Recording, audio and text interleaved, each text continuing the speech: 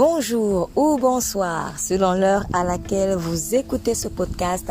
Je suis Estelle Djenge, pasteur de l'église Jésus-Christ, roi des nations.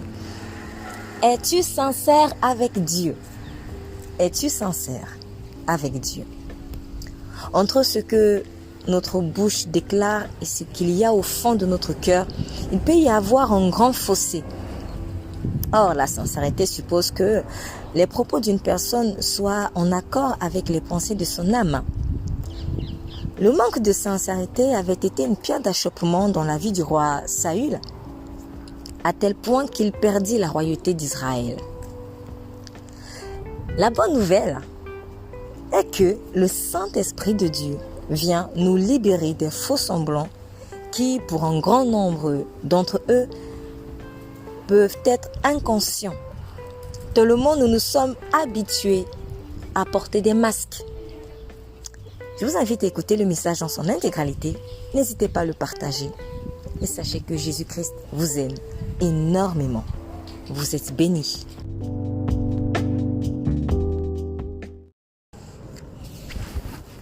Alors, merci Saint-Esprit. Je vais commencer en fait le message par quelque chose que nous avons vécu. Nous avons vécu à l'église, mais bon. En tout cas, pour ceux qui étaient là à ce moment-là.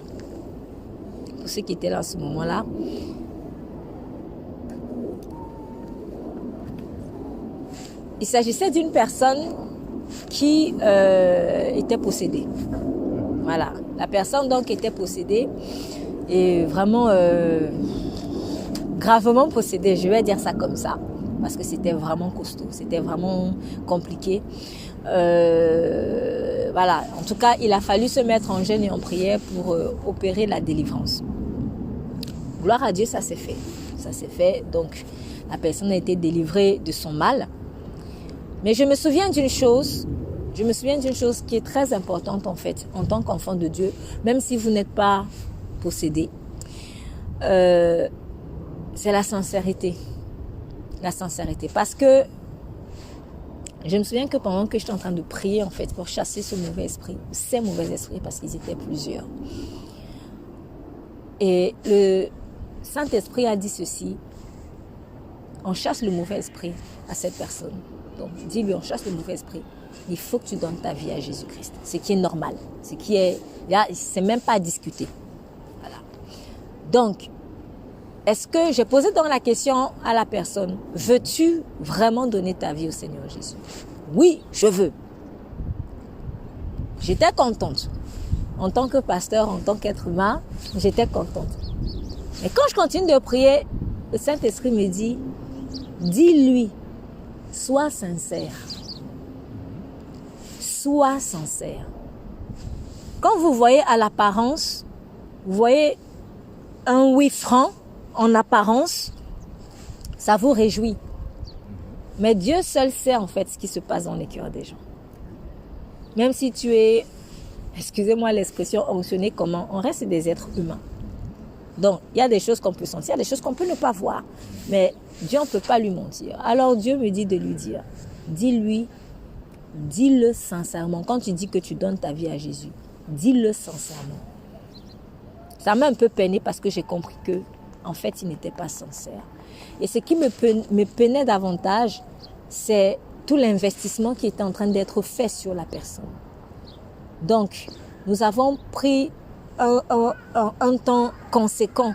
Nous sommes allés chez la personne. Nous avons prié, nous avons jeûné, nous avons fait des mains et des pieds. Ce n'était pas évident parce qu'elle était vraiment, vraiment, vraiment enchaînée. Et elle-même, elle souffrait beaucoup. C'est-à-dire au-delà même de l'investissement que tu peux mettre en fait. Mais il y a la personne dont tu vois la souffrance depuis des années. Donc parfois, moi je dis souvent, il faut avoir pitié de soi-même. Ayons pitié de nous-mêmes à un moment donné en fait. Ayons pitié de nous-mêmes. Donc malgré toutes les souffrances en fait que cette personne avait déjà vécues, il y avait un problème de sincérité dans l'engagement avec Dieu. Alors que tu vois que, enfin, après avoir cherché 1001 solutions, enfin tu vois que là, l'esprit mauvais est en train de dégager. Mais tu prends encore quand même, je ne sais pas si je peux parler de courage, mais je vais plutôt parler de culot parce que le courage, pour moi, c'est quelque chose de sain, c'est positif. Donc, je vais plutôt parler de culot. Mais on a quand même encore le culot de ne pas être sincère avec Dieu. Donc, il a dit, oui, je vais être sincère. L'esprit mauvais est parti. Les esprits mauvais sont partis. La personne a témoigné, enfin, ça fait des années, j'ai cherché, j'étais chez des imams, j'étais chez des marabouts, Il a tout fait, il n'avait jamais eu de solution. Jésus-Christ l'a délivré. Mais maintenant, quand il fallait s'engager, il venait à la prière de temps en temps et autres. Sauf que le Saint-Esprit me dit, il est venu que pour la puissance, mais il n'est pas venu pour mon cœur. Il est venu à moi que pour ma puissance, mais il n'est pas venu pour mon cœur. Et pendant que j'étais en train donc de prier pour la personne, pour sa délivrance, le Seigneur était en train de m'ouvrir les oreilles sur ses pensées. Et je l'entendais dans son cœur dire, je veux avoir la même puissance qu'elle. Donc pendant qu'il est en train d'être délivré, lui il est en train de chercher la puissance, l'onction. Et là j'avoue que j'ai un peu souri. Et je lui ai dit, mon ami, tu es en train de dire dans ton cœur que tu veux la puissance, c'est bien. Mais tu cherches la puissance ou tu cherches le cœur de Dieu. Après, il m'a avoué, il a dit, oui, c'est vrai, je veux cette puissance parce que je ne l'ai jamais vue en fait. Et c'est quelqu'un qui avait cherché, qui était très attiré par les choses de pouvoir, avoir le pouvoir, ce genre de choses. Et lui, il a cru que Jésus, c'était comme un charlatan. Il a cru que Jésus, c'était comme un marabout. Et il est venu comme ça, en fait. Et pendant donc qu'il voyait ce déploiement de puissance au nom de Jésus, parce que c'est pas moi, c'est l'Esprit de Dieu qui agit au travers des hommes de Dieu, des femmes de Dieu. C'est pas nous, en fait, c'est l'Esprit de Dieu. Lui, il a vu le Saint-Esprit comme une simple puissance. Une simple puissance qu'il peut aussi utiliser, mais pour les intérêts de qui? Ses intérêts à lui. Alors, finalement, juste pour vous dire, finalement, la personne n'a même pas resté en Christ. Donc, elle est venue au début et après un moment, elle a décroché. Ça ne m'a pas étonnée parce que la manière dont vous venez à Jésus va déterminer votre marche. Si vous venez que par intérêt, vous n'allez jamais faire long feu. Donc moi, c'est une histoire vraiment qui m'a beaucoup attristée. Mais à vrai dire, je commençais à m'habituer parce que ce n'était pas la première fois que je vivais une situation avec quelqu'un qui était possédé. Et à vrai dire, de toutes les personnes avec lesquelles j'ai eu à vivre des délivrances, il y a eu 2 témoignages comme ça. J'en ai un autre aussi comme ça. Cette fois-là, c'était une femme. Mais je ne l'avais même pas vue sur le coup. C'est après que le Saint-Esprit m'a révélé par un songe quel était l'état de cœur de la personne quand j'étais en train de la délivrer. Et je voyais que pendant que j'étais en train de la délivrer, en même temps qu'elle était en train de gémir ou de crier parce que l'esprit mauvais partait, mais en même temps, elle était en train de dire dans son cœur, moi, je veux cette puissance. Et ça fait que la personne aussi n'a pas fait long feu avec Jésus. Donc, elle est venue un moment et puis quelques temps après, elle a décroché. Donc, moi, j'ai compris une chose. Il n'y a rien de nouveau sous le soleil. Nous allons entrer dans la parole de Dieu et voir des exemples de personnes, en fait, qui nous montrent l'importance de la sincérité au début de notre engagement. Donc, quand je parle de sincérité, j'aimerais insister sur le début. Je vous assure, c'est très important. C'est très important pour l'avoir moi-même vécu. Je suis en train de donner un témoignage d'autres personnes, mais moi-même, en fait, quand je suis venue à Christ, il fut un moment où le Saint-Esprit m'a dit, ne viens pas à moi que pour mes bénédictions.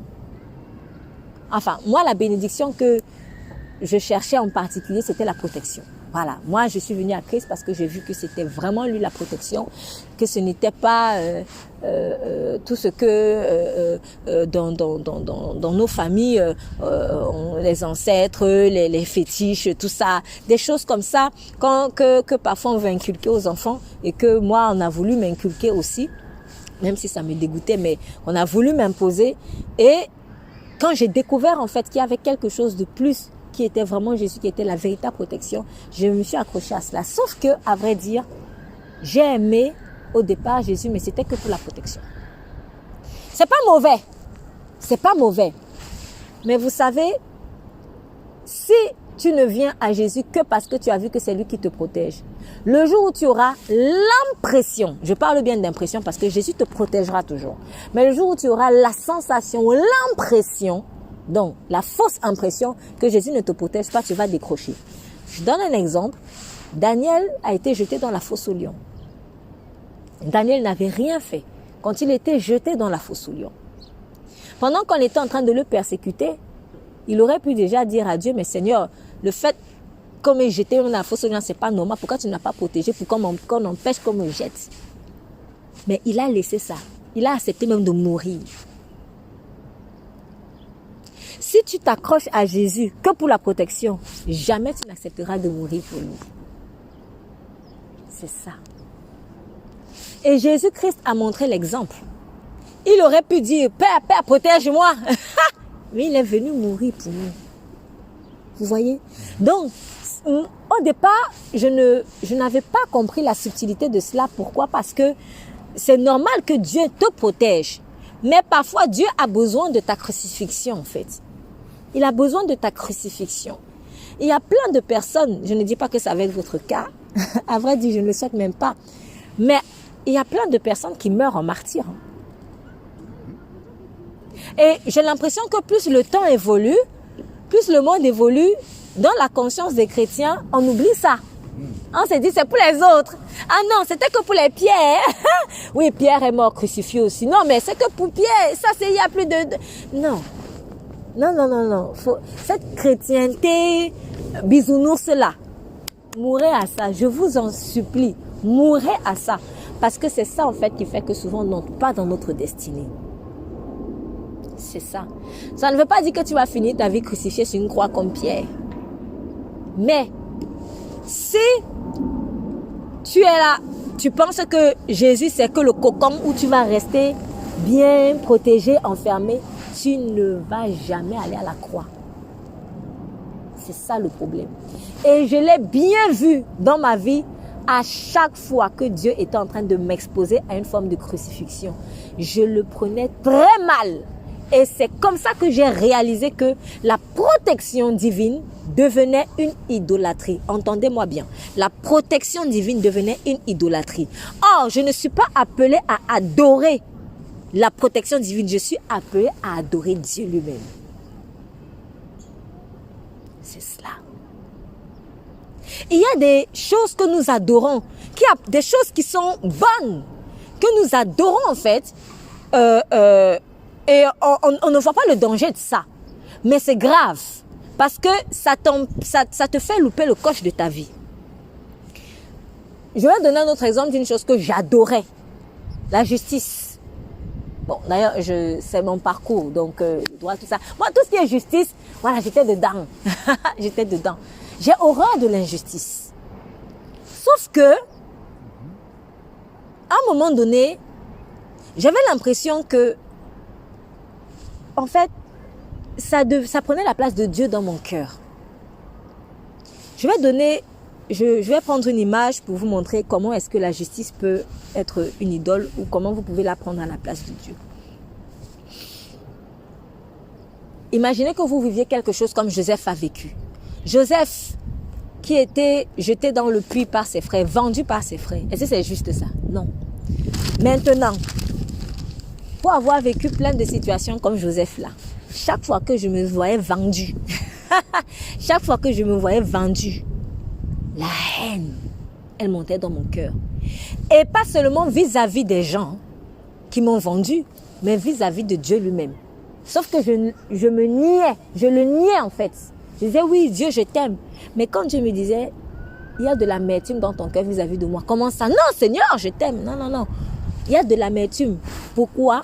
Parce que tu te demandes pourquoi est-ce que moi j'ai laissé qu'on te vende? Pourquoi est-ce que j'ai laissé qu'on te trahisse? Et moi, je réfléchissais comme ça. Dieu est juste, donc Dieu ne peut pas permettre l'injustice. Et si j'estime que Dieu a permis l'injustice, alors là, il y a une fracture qui va vraiment arriver dans ma relation entre Dieu et moi. Même si je vais venir à l'église, mais il y a déjà la fracture. Je vais peut-être me voiler la face. Je vais peut-être faire la politique de l'autruche qui met la tête en bas. Mais au fond de mon cœur, je ne comprends pas Dieu. Je dis, ce n'est pas normal. Pourtant, tu es juste, Seigneur. Et c'est là où tu places la justice au-dessus de Dieu. La justice qui est une chose bonne. Mais la justice n'est pas Dieu. Par contre, Dieu est juste. Je reprends. La justice que tu adores, peut-être plus que Dieu, ce n'est pas ça en fait qui doit être l'objet de ton adoration. Ce n'est pas la justice qui doit être l'objet de ton adoration, c'est Dieu lui-même. Parce que c'est lui la source de la justice. Pourquoi? Parce que si tu adores plus la justice que Dieu, tu vas façonner une justice à ta manière. C'est pour cela que certains n'acceptent pas Christ. Parce qu'ils ne comprennent pas comment un père peut sacrifier son fils. Ils vont dire c'est pas juste. C'est vrai, ce n'est pas juste. Est-ce que c'est juste qu'un innocent meurt pour des pécheurs? C'est pas juste. Mais si Dieu a décrété, moi je décrète que c'est juste. Décrète que c'est juste. Si cette chaise-ci est verte, elle est verte. Si Dieu te dit c'est noir, dis que c'est noir, réfléchis pas. En fait, c'est ça. Si Dieu te dit que ce sol qui est blanc, même si toi tu vois que c'est gris, Seigneur, je ne réfléchis pas, c'est blanc. C'est comme ça en fait. Si Dieu te dit ce que tu vis là, même le fait même qu'on t'ait jeté dans le puits, c'est ça qui est juste. Réfléchis pas. J'ai dit, réfléchis pas.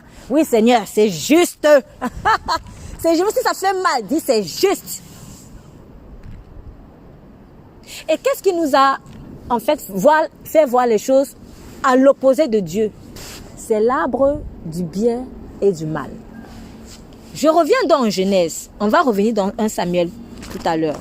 Mais allons faire un crochet dans Genèse, s'il vous plaît. Livre de Genèse, chapitre 2.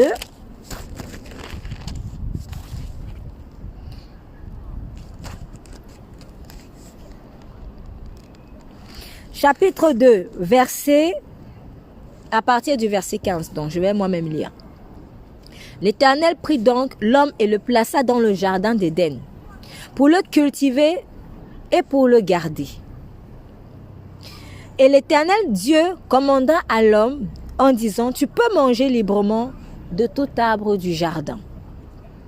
Mais quant à l'arbre de la connaissance du bien et du mal, tu n'en mangeras point, car au jour où tu en mangeras, certainement tu mourras.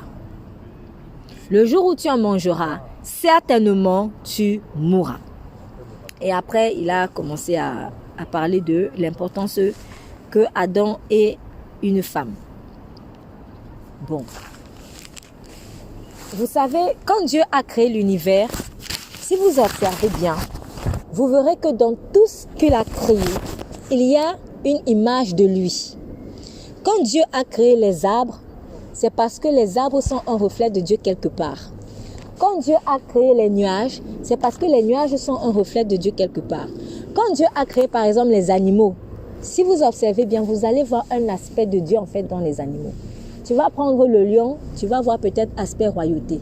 Tu vas prendre l'aigle, peut-être tu vas voir un aspect de, je sais pas moi, une vue perçante. Bref, tout ce qu'il a créé dans l'univers, c'est un reflet de lui-même. Comme quelqu'un un jour m'a dit, en fait, c'est comme si Dieu s'est seulement déversé dans l'univers. Il a pris ce qui était à l'intérieur de lui et l'a seulement déversé comme ça. Et chacun des aspects de Dieu s'est réparti dans tout l'univers. L'univers, c'est pour ça que il y a ce chant qui dit en fait, l'univers raconte ta gloire. Vous croyez que ça vient d'où? Dieu s'est seulement déversé.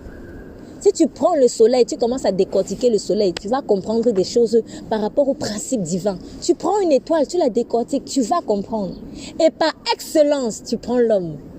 Par excellence, tu prends l'homme. Tu verras Dieu. Donc, l'homme est vraiment comme l'apothéose même de la ressemblance, en fait, de la divinité. C'est ça qu'il a dit, créons l'homme à notre image et à notre ressemblance. Donc, si nous partons de là, de ce que tout ce que Dieu a créé, il y a un aspect de lui dedans. Donc, quand il a créé le jardin, dans le jardin, il y avait des plantes, il y avait des animaux qu'il avait créés aussi, il y avait les arbres et tout ça. Chaque chose, en fait, était un aspect de Dieu. Mais maintenant, il dit, à l'homme, tu ne mangeras pas de l'arbre de la connaissance du bien et du mal. Tu mangeras de tout, sauf l'arbre de la connaissance du bien et du mal. Il y a certaines personnes qui se sont posées cette question, et moi aussi au départ, parce que je ne comprenais pas, je ne saisissais pas.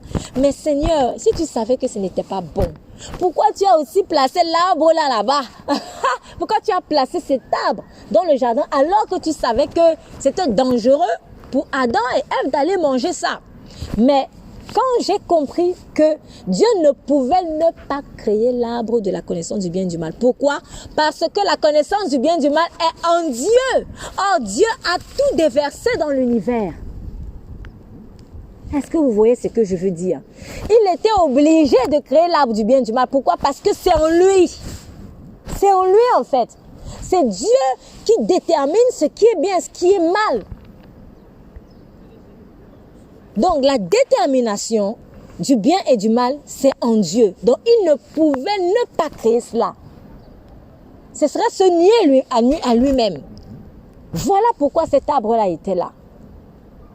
Sauf que si Dieu était obligé de créer cela, c'est à lui que revient la gloire de la détermination du bien et du mal. Voilà pourquoi il a empêché l'homme de manger cela. Donc, pour faire plus simple, c'est comme s'il dit à Adam, tu vois tout ça, ça me représente moi. Ça aussi, cet arbre aussi, il me représente. Pourquoi? Parce que c'est moi qui suis la détermination du bien et du mal dans tout l'univers. C'est moi qui sais ce qui est bien et ce qui est mal. Mais toi, ma créature, tu ne sais pas. Laisse-moi moi-même déterminer ce qui est bien et ce qui est mal. Voilà pourquoi je t'interdis donc de toucher à cela. Parce que si tu touches à cela, tu te fais le déterminateur du bien et du mal. Or, c'est moi seul qui le suis. Donc, ce n'était pas une erreur que Dieu a faite que de planter l'arbre du bien et du mal. Maintenant, quand ils ont mangé l'arbre du bien et du mal, donc nous lisons, on va lire rapidement le chapitre 3. Le serpent était le plus fin de tous les animaux des champs que l'Éternel Dieu avait fait, et il dit à la femme. Alors, excusez-moi, il y a quelque chose qui me vient en tête, juste une parenthèse. J'ai dit que tout ce que Dieu a créé dans l'univers est un reflet de sa personne. Même si ça peut nous choquer, quelque part le serpent aussi, il y a quelque chose de divin en lui. Je ne dis pas le serpent actuel qui mange la poussière, parce qu'il n'était pas comme ça à l'origine. Il était frappé. Il n'était pas forcément comme ça à l'origine. Mais souvenez-vous du passage biblique qui dit « Soyez prudents comme des serpents ». Soyez prudents comme des serpents. Quand il dit « Je vous envoie comme des brebis au milieu des loups », soyez simples comme des colombes et prudents comme des serpents. Ce qui signifie que en fait, le serpent est prudent. Or, la prudence est un aspect de la sagesse. C'est ce que la sagesse dit en fait. Avec moi sans la prudence. Vous voyez? Aucun animal à la base, même si vous voyez qu'il est bizarre aujourd'hui, même les animaux, leur bizarrerie d'aujourd'hui, là, ce n'est que la conséquence du péché. Mais sinon, à l'origine, ils n'étaient pas comme ça. Ça, c'est une parenthèse. Bon, donc, le serpent était le plus fin de tous les animaux des champs que l'Éternel avait fait. Et il dit à la femme, quoi? Dieu aurait dit, vous ne mangerez point de tout arbre du jardin. Et la femme répondit au serpent, pardon, nous mangeons du fruit des arbres du jardin, mais quant au fruit de l'arbre qui est au milieu du jardin, Dieu a dit, vous n'en mangerez point et vous n'y toucherez point de peur que vous ne mouriez. Alors le serpent dit à la femme, vous ne mourrez nullement, mais Dieu sait qu'au jour où vous en mangerez, vos yeux s'ouvriront et vous serez comme des dieux connaissant le bien et le mal. Est-ce que vous comprenez donc mieux? Donc c'est ça en fait. Ce que Satan lui cherchait, c'était être celui qui va déterminer désormais ce qui est bien, ce qui est mal. Donc, vous n'êtes donc pas surpris de tout ce qui se passe aujourd'hui dans notre monde. Le mal est devenu bien, le bien est devenu mal. C'est le même problème d'aujourd'hui. En fait, le jour où tu deviens celui qui va déterminer ce qui est bien et ce qui est mal, sache que tu te fais Dieu. C'est tout. Le jour où tu vas déterminer ce qui est bien, ce qui est mal, sache que tu te fais Dieu.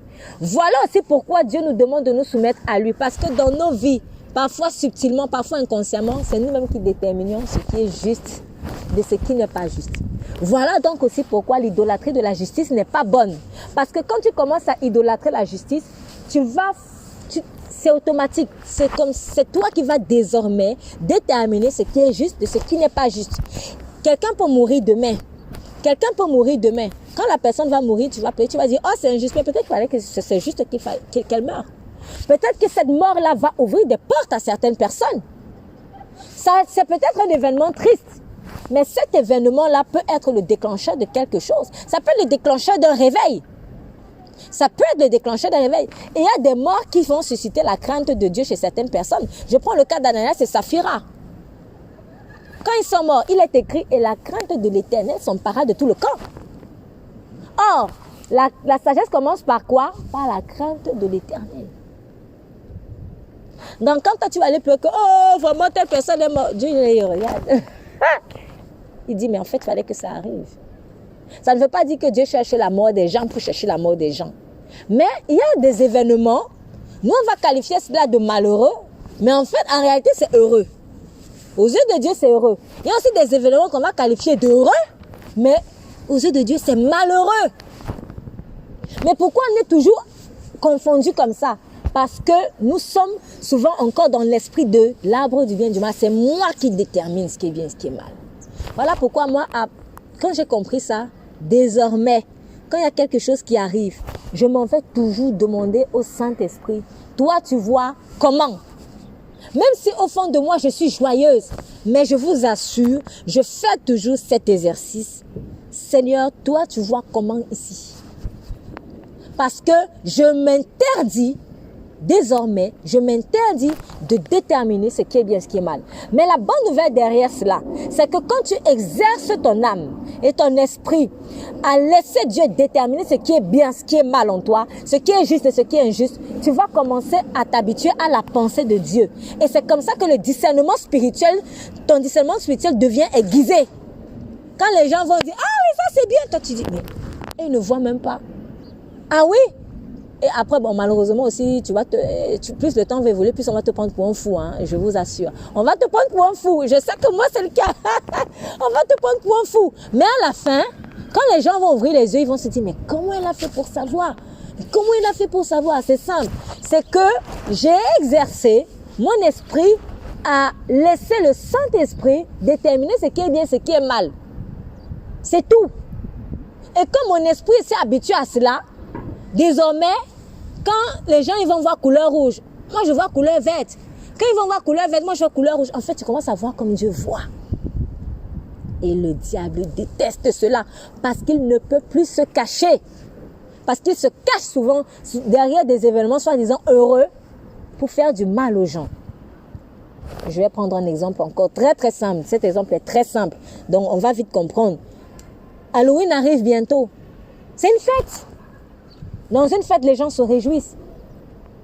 Mais derrière cela, c'est l'esprit de mort qui est en train de se répandre sur les gens. Donc, j'ai pris un exemple très simple comme ça. Mais ça peut être beaucoup plus subtil dans vos vies. Une femme arrive. Ah, Seigneur, peut-être ça doit être ma femme. Oh. Mais en fait, non. C'est pas elle. C'est pas elle. Mais si ton esprit est exercé, en fait, à laisser Dieu être le connaisseur du bien et du mal dans ta vie, tu vas très vite discerner les choses et tu vas moins être exposé à l'amertume parce que en fait quand on ne discerne pas ce qui est bien et ce qui est mal facilement, on fait facilement des erreurs aussi et après quand on se rend compte que c'était une erreur, on est amer, on est frustré. Mince, j'ai encore échoué. Mais si depuis le début tu avais discerné, ou mieux si tu avais laissé le Saint-Esprit te communiquer son discernement, tu ne serais pas tombé dans cette erreur. Et c'est comme ça que, personnellement, j'évite très vite des sujets de tristesse. Pour la personne, par exemple, dont j'ai parlé tout à l'heure, quand j'ai vu que dès le début, il y avait un manque de sincérité, je m'apprêtais déjà à ce qu'elle parte. Même si la personne est venue à l'église et qu'elle a essayé de s'investir et autres, Mais dans mon cœur, je m'apprêtais déjà à ce qu'elle parte parce que j'avais discerné qu'il y avait un manque de sincérité. Or, quand il y a manque de sincérité, tu ne peux pas faire long feu. Le jour où la personne est partie, du coup, je n'ai pas pleuré. Parce que les séparations, ça fait toujours mal. Mais je vous dis la vérité. Quand vous savez qui est qui, quand vous savez qui est qui, vous ne pleurez pas. C'est pour cela que Jésus ne s'est pas morfondu quand Judas l'a trahi. Jésus savait depuis le début. Oh, pourquoi nous on pleure? Parce qu'on ne sait pas depuis le début. On constate les choses à la fin. Laisse Dieu être celui qui connaît le bien et le mal dans ton esprit. Et tu ne seras plus surpris. Tu vas pouvoir marcher avec les Judas. Tu vas pouvoir manger avec les Judas. Sachant qu'un jour il va partir. Le jour où il va partir, pendant que les autres vont pleurer. Hein, ah bon? Parce que sûrement les autres disciples se sont dit, Judas, non. Comment ça, Judas? Mais Jésus, il était cool. Jésus savait. Jésus savait. Donc, le fait que nous soyons nous-mêmes ceux qui déterminons le bien et le mal, en fait, c'est ça qui fait en sorte qu'on n'ait pas assez de discernement. Le discernement spirituel s'accroît quand tu laisses le Saint-Esprit déterminer dans ta vie ce qui est juste, de ce qui est injuste, ce qui est bien, de ce qui est mal. Et Satan avait compris que c'est ce pouvoir-là qu'il fallait prendre pour pouvoir faire de l'homme un esclave. Il aurait pu pousser Adam et Ève à faire autre chose. Il aurait pu dire, lève-toi, va insulter Dieu. Il aurait pu lui proposer ça. Ou alors, je ne sais pas moi, à partir d'aujourd'hui, ne parle plus à Dieu. Il aurait pu lui dire autre chose. Tout, en fait, il y avait peut-être notre manière de blesser le cœur de Dieu. Mais il a seulement dit, il a seulement allé calculer le fruit de la connaissance du bien et du mal. Pourquoi? Parce que le but de Satan, c'était de devenir Dieu et de faire l'homme Dieu.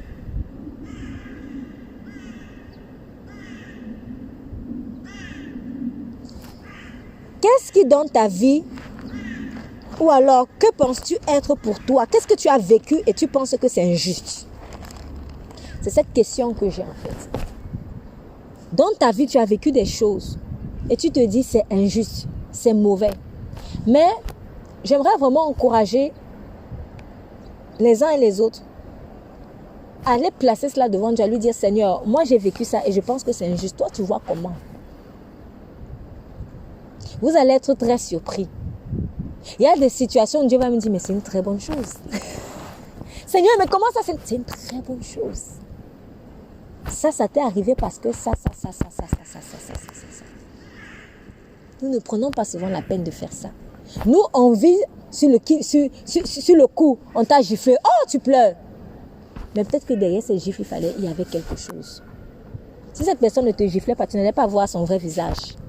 Tu allais la mener dans ton Canaan comme Abraham a mené Lot dans son Canaan. Sauf que tant qu'il y avait Lot là, il n'entendait plus bien la voix de Dieu. Le jour où Lot est parti, il est écrit, une fois que Lot fut parti, Dieu dit à Abraham, comme si Dieu ne parlait plus. Or, comment est-ce que Lot a quitté Abraham? C'est parce qu'il y a eu une dispute entre ses bergers à lui et les bergers d'Abraham. Est-ce que se disputer c'est bien? Non! Ce n'est pas bien. Peut-être même que certains bergers voulaient voler ou le troupeau ou la parcelle dans l'autre. C'est injuste, oui, c'est injuste. Mais c'était bien. C'était bien. Parce que tant qu'ils étaient ensemble, Abraham avait un voile sur les yeux. Il y a des disputes qui sont nécessaires.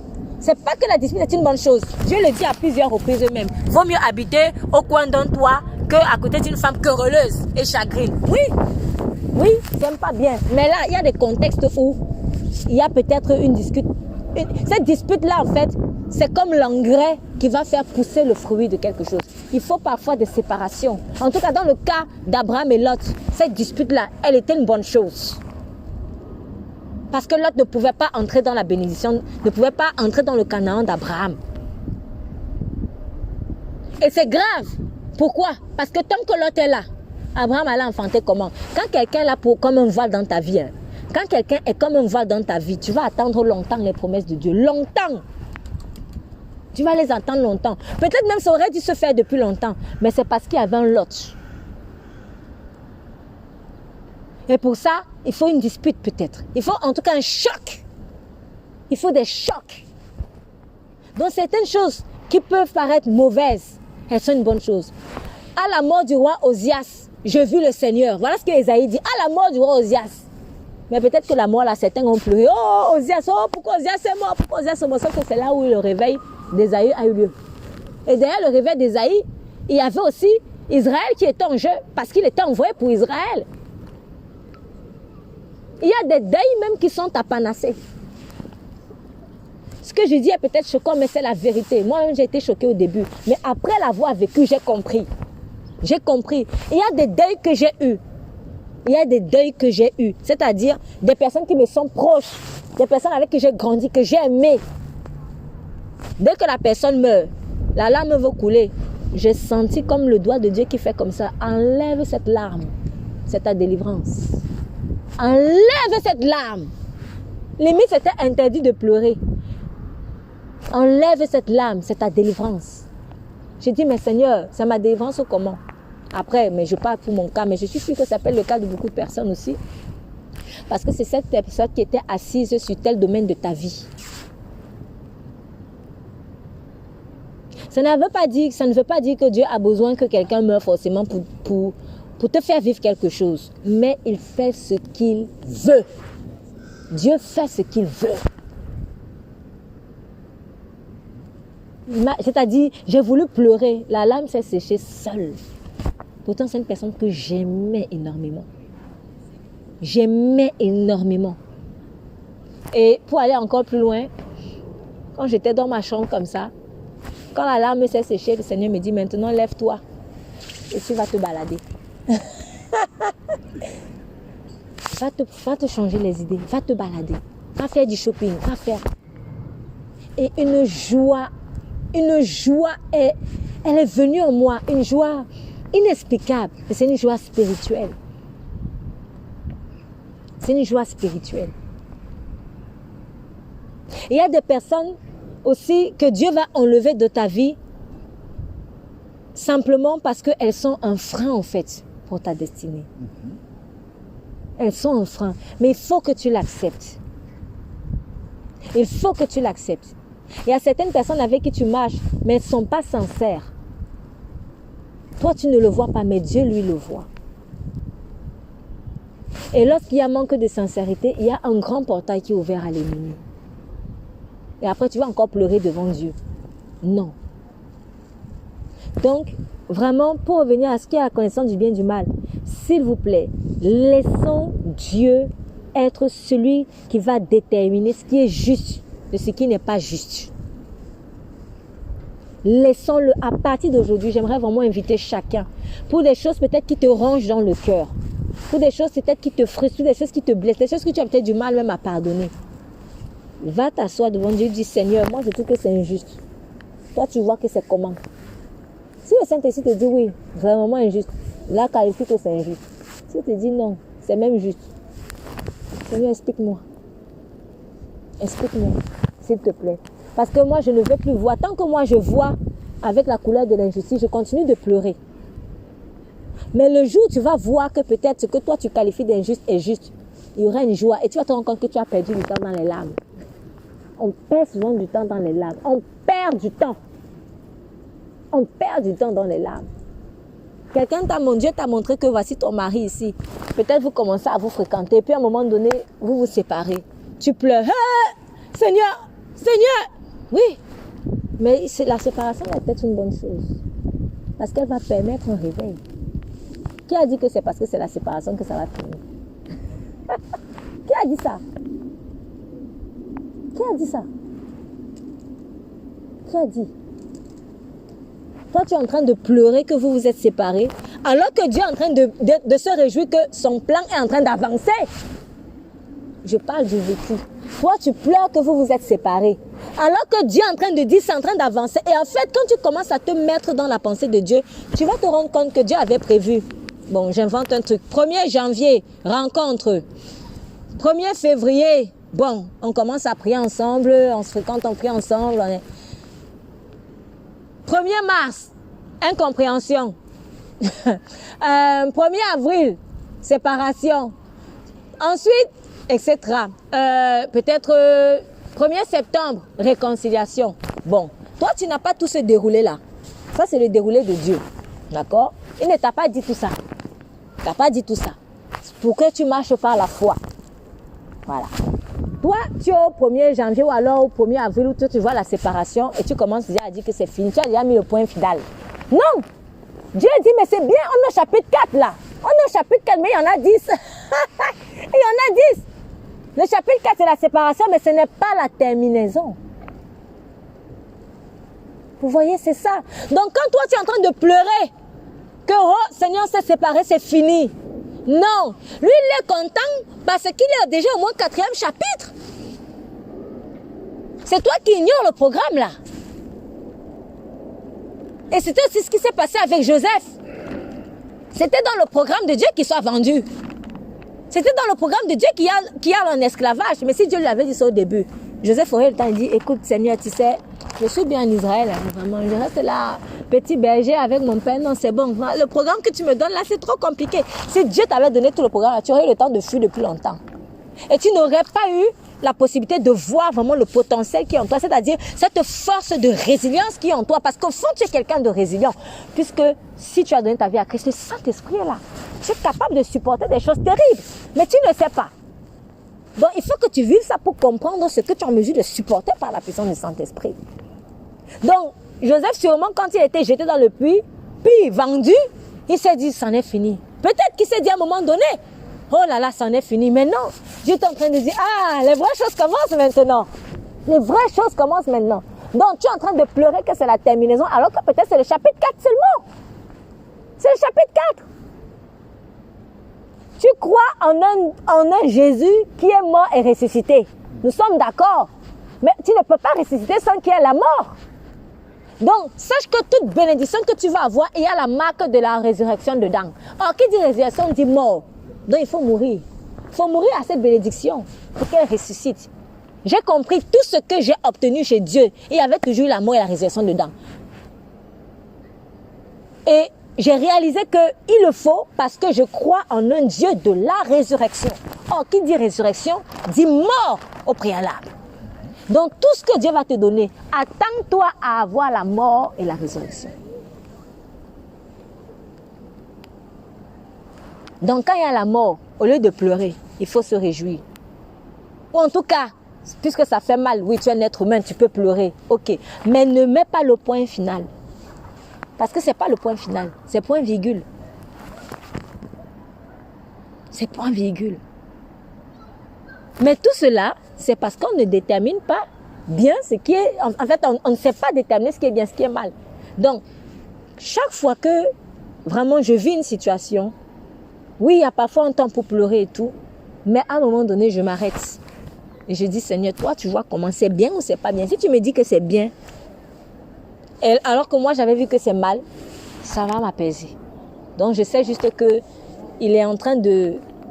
je suis dans un certain chapitre de ma vie que j'ignore la fin, mais Dieu, il sait. Et ça m'apaise. Et ça me fait économiser des larmes. Et je me concentre sur ma destinée, sur les plans qu'il a pour moi. Si Dieu me confirme que c'est vraiment mauvais, alors là, ça signifie qu'il a aussi pris des dispositions pour trouver une solution. Mais interdisez-vous par vos propres forces de discerner, de juger ce qui est bien de ce qui est mal. Laissez le Saint-Esprit en vous déposer son discernement. Et vous allez voir que vous aurez un discernement, mais puissant. Tellement puissant. Tellement puissant. Il n'y a pas de magie. Il n'y a pas de magie dedans. Si tu veux être très profond dans le discernement, si tu veux un discernement, mais puissant, laisse le Saint-Esprit être celui qui détermine le bien du mal. Laisse le Saint-Esprit.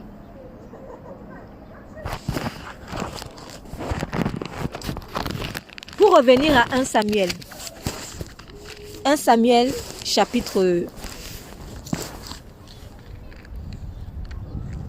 On va aller au chapitre 16. On va aller au chapitre 16. Pour faire un crochet par rapport au discernement. 1 Samuel, chapitre 16. Et l'Éternel dit à Samuel, jusqu'à quand pleureras-tu sur Saül? puisque je l'ai rejeté, afin qu'il ne règne plus sur Israël. Donc, pour la petite histoire, il faut revenir au chapitre 15. Vous savez, au chapitre 15, Dieu avait ordonné à Saül, au premier verset, ainsi dit l'Éternel des armées, j'ai rappelé à ma mémoire 1 Samuel du chapitre 15 verset 2, donc juste pour qu'on sache de quoi il s'agit dans 1 Samuel chapitre 16. Dans 1 Samuel chapitre 15 verset 2, ainsi a dit l'Éternel des armées, j'ai rappelé à ma mémoire ce qu'a fait Amalek à Israël, comment il s'opposa à lui sur le chemin quand il montait d'Égypte. Maintenant va, frappe Amalek et vouez à l'interdit tout ce qu'il a. Ne l'épargne pas, mais fais mourir et les hommes et les femmes et les jeunes enfants, ceux qui têtent, et les bœufs et les brebis et les chameaux et les ânes. Bon, je répète parce que c'est important. Va, frappe Amalek. Vous à l'interdit tout ce que Amalek a. N'épargne pas Amalek. Fais mourir chez Amalek les hommes, les femmes, les enfants. Les enfants, ceux qui têtent, donc les bébés. Mettez-vous à la place de Saül. Tu fais mourir les bébés. Tu fais mourir les bœufs, les brebis, les chameaux et les ânes. Saül convoqua donc le peuple et on fit la revue à Télaïm au nombre de 200 000 hommes de pied et 10 000 hommes de Juda. Saül vint jusqu'à Amalek et mit une embuscade. Saül dit aux Kéniens, allez, retirez-vous, descendez du milieu des Amalécites, de peur que je ne vous enveloppe avec eux. Car vous usâtes d'humanité envers tous les enfants d'Israël quand ils montèrent hors d'Égypte. Et les Kéniens se retirèrent au milieu des Amalécites. Or, Saül bâtit Amalek depuis Avila jusqu'à Shur, qui est vis-à-vis de l'Égypte. Et il prit vivant Agag, roi d'Amalek, et il fit passer tout le peuple au fil de l'épée, le vouant à l'interdit. Donc, Saül a épargné le roi Agag et visiblement, il fait passer tout le peuple là, qui voit l'interdit. Mais Saül et le peuple épargnèrent Agag et les meilleures brebis, les meilleurs bœufs, les bêtes de seconde qualité, les agneaux et tout ce qu'il y avait de bon. Est-ce que c'est exactement la même chose dans votre version? Tout ce qu'il y avait de bon. On est d'accord. Il a épargné tout ce qu'il y avait de bon. Retenez bien tout ce que j'ai dit tout à l'heure par rapport à justice, injustice, bien mal. Donc, Saül est allé attaquer Amalek, comme Dieu a dit. Il a vu à l'interdit le peuple. Et puis, il estime qu'il y a quelque chose de bon. Voilà. Il estime qu'il y a quelque chose de bon dans tout ce qu'il devait vouer à l'interdit. Et ce qu'il y avait de bon, il a épargné. Pourquoi? Parce que c'était bon à ses yeux. Et il ne voulut point les vouer à l'interdit. Ils vouèrent seulement à l'interdit tout ce qui était méprisable et chétif. Donc tout ce qui était mauvais. Merci Saint-Esprit. Parce que j'avoue que je n'avais pas... bon, après c'est Dieu qui conduit le message. Hein. Mais ce n'était pas forcément... J'avais pas dans mon programme pensé à relire ceci. Mais c'est bien aussi, le Saint-Esprit, c'est lui qui est le maître. Donc c'est lui qui conduit. Saül, Dieu lui donne une instruction. Tu vois l'interdit tout. Jusqu'au bébé, le roi, les hommes, les femmes, les enfants. Pas de pitié. Pas de pitié. Saül arrive. Et les bœufs, les animaux et tout ça. Saül arrive. Et puis il voit le roi. C'est bon. On laisse. Il voit certains animaux. C'est bon. Ah! Et les autres, non, ça c'est mauvais. Bon. Maintenant je dissocie. Comme ça c'est bon. Je laisse. Ça c'est mauvais. Je vois l'interdit. Voilà le discernement du bien et du mal de Saül. Voilà le discernement du bien et du mal de Saül. Ce qui est bon, il a gardé. Ce qui est mauvais, il a jeté. C'est ce que nous tous êtres humains on fait. Nous, on garde ce qui est bon. On aime bien garder ce qui est bon. Et ce qui est mauvais, on s'en débarrasse. Saül a appliqué l'esprit de la connaissance, de l'arbre de la connaissance du bien et du mal dans l'ordre que Dieu lui a donné. Dans la mission que Dieu lui a donnée. Quelles sont les conséquences de cela? Alors, pourquoi je parle de conséquences? Parce que Jésus a dit ceci. Vous les reconnaîtrez à quoi? Leurs fruits. Avant, je pensais que ça ne concernait que les êtres humains, c'est-à-dire les hommes, les femmes, etc. Mais j'ai compris une chose. En fait, quand il dit aussi, vous les reconnaîtrez à leurs fruits, ça consiste en... En fait, ça implique aussi tous les événements, toutes les actions que tu vas poser. Donc, quand tu poses une action, regarde et que tu estimes qu'elle est bonne, regarde les fruits de l'action. En fait, les fruits de l'action vont déterminer si à la racine, la chose était vraiment bonne ou pas. Si le fruit de ton action est bonne, alors, si le fruit de ton action est bon, sache que à la racine, à la base, c'était vraiment bon. Mais si le fruit est mauvais, dis-toi que c'est mauvais. Dis-toi que ce que tu estimais être bon, c'est pas bon en fait. C'était mauvais. Parce que c'est le fruit qui va te révéler la nature de la graine. C'est le fruit qui te révélera la nature de la graine. Donc, Saül a estimé que dans le bétail et parmi aussi les hommes, certains étaient bons. Le roi, c'est bon. Les animaux, certains, ils sont bons. Voilà, les autres qui sont chétifs là, mauvais, allez, on jette. Alors, la parole de l'Éternel fut adressée à Samuel en disant, je me repens d'avoir établi Saül pour roi, car il s'est détourné de moi et n'a pas exécuté mes paroles. Et Samuel en fut fort affligé et cria à l'Éternel toute la nuit. Donc, c'est sûr que Samuel a dû intercéder en fait pour Saül toute la nuit. Vous voyez à quel point il aimait Saül. Moi, personnellement, quand j'ai un peu vu leur histoire, je me suis dit, Samuel en fait aimait tellement Saül, c'était comme un père, il y avait un lien entre eux. Et pour ma part, le lien que j'ai découvert au-delà de ce que, c'est lui qui a oint le roi sur Israël, en fait, c'est qu'ils avaient presque le même nom, à vrai dire. Donc, parce que Shaul signifie exaucé. Et Samuel, Dieu m'a exaucé. En fait, c'était le même nom. C'est un peu comme Esther. C'est un peu comme à peu près Elisa et Elisabeth. Voilà. Donc, il y avait vraiment une affinité entre eux. Et Samuel aimait beaucoup Saül en fait. Je crois qu'au fond de son cœur, c'était vraiment comme une sorte de... Il le prenait comme un fils. En fait. Voilà, on a le même nom, on a le même nom, c'est quand même le premier roi et tout ça. Il y avait quelque chose. Et il a prié pour lui, j'en suis sûre, toute la nuit. Il a crié à Dieu. Toute la nuit, il n'a pas dormi. Et Samuel se leva de bon matin pour aller au-devant de Saül. Et l'on fit ce rapport à Samuel et on lui dit, Saül est venu à Carmel et voici, il s'est fait élever un monument. Il s'est fait élever un monument. Donc, qu'est-ce qui s'est passé? Dieu lui a donné un ordre. Tu voues à l'interdit tous les Amalécites. Quand il va exécuter l'ordre, il le fait partiellement. Il commence à faire son déterminisme du bien et du mal. Il estime que ce qui est bon, il garde, ce qui est mauvais, il jette. Une fois qu'il termine cela, je ne sais pas s'il a fait ça après ou s'il a fait ça pendant, mais dans la foulée, il se crée un monument.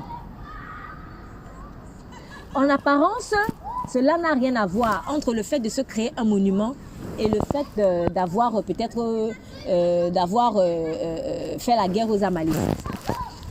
En fait, il y a un lien très important que je vais vous expliquer. Ça peut être subtil, mais que le Seigneur me donne vraiment la grâce de pouvoir bien l'expliquer.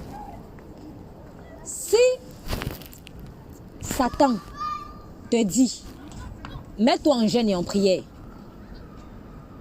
Si Satan te dit, mets-toi en jeûne et en prière, et que tu obéis, imaginons peut-être que tu ne sais pas que c'est Satan. Tu entends une voix qui te dit, mets-toi en jeûne et en prière. À la base, qui est friand des jeûnes et de prière, c'est le Saint-Esprit ou c'est le diable? Tu vas te dire, c'est le Saint-Esprit. Mets-toi en jeûne en prière. Donc, tu vas te mettre en jeûne en prière, tu vas écouter.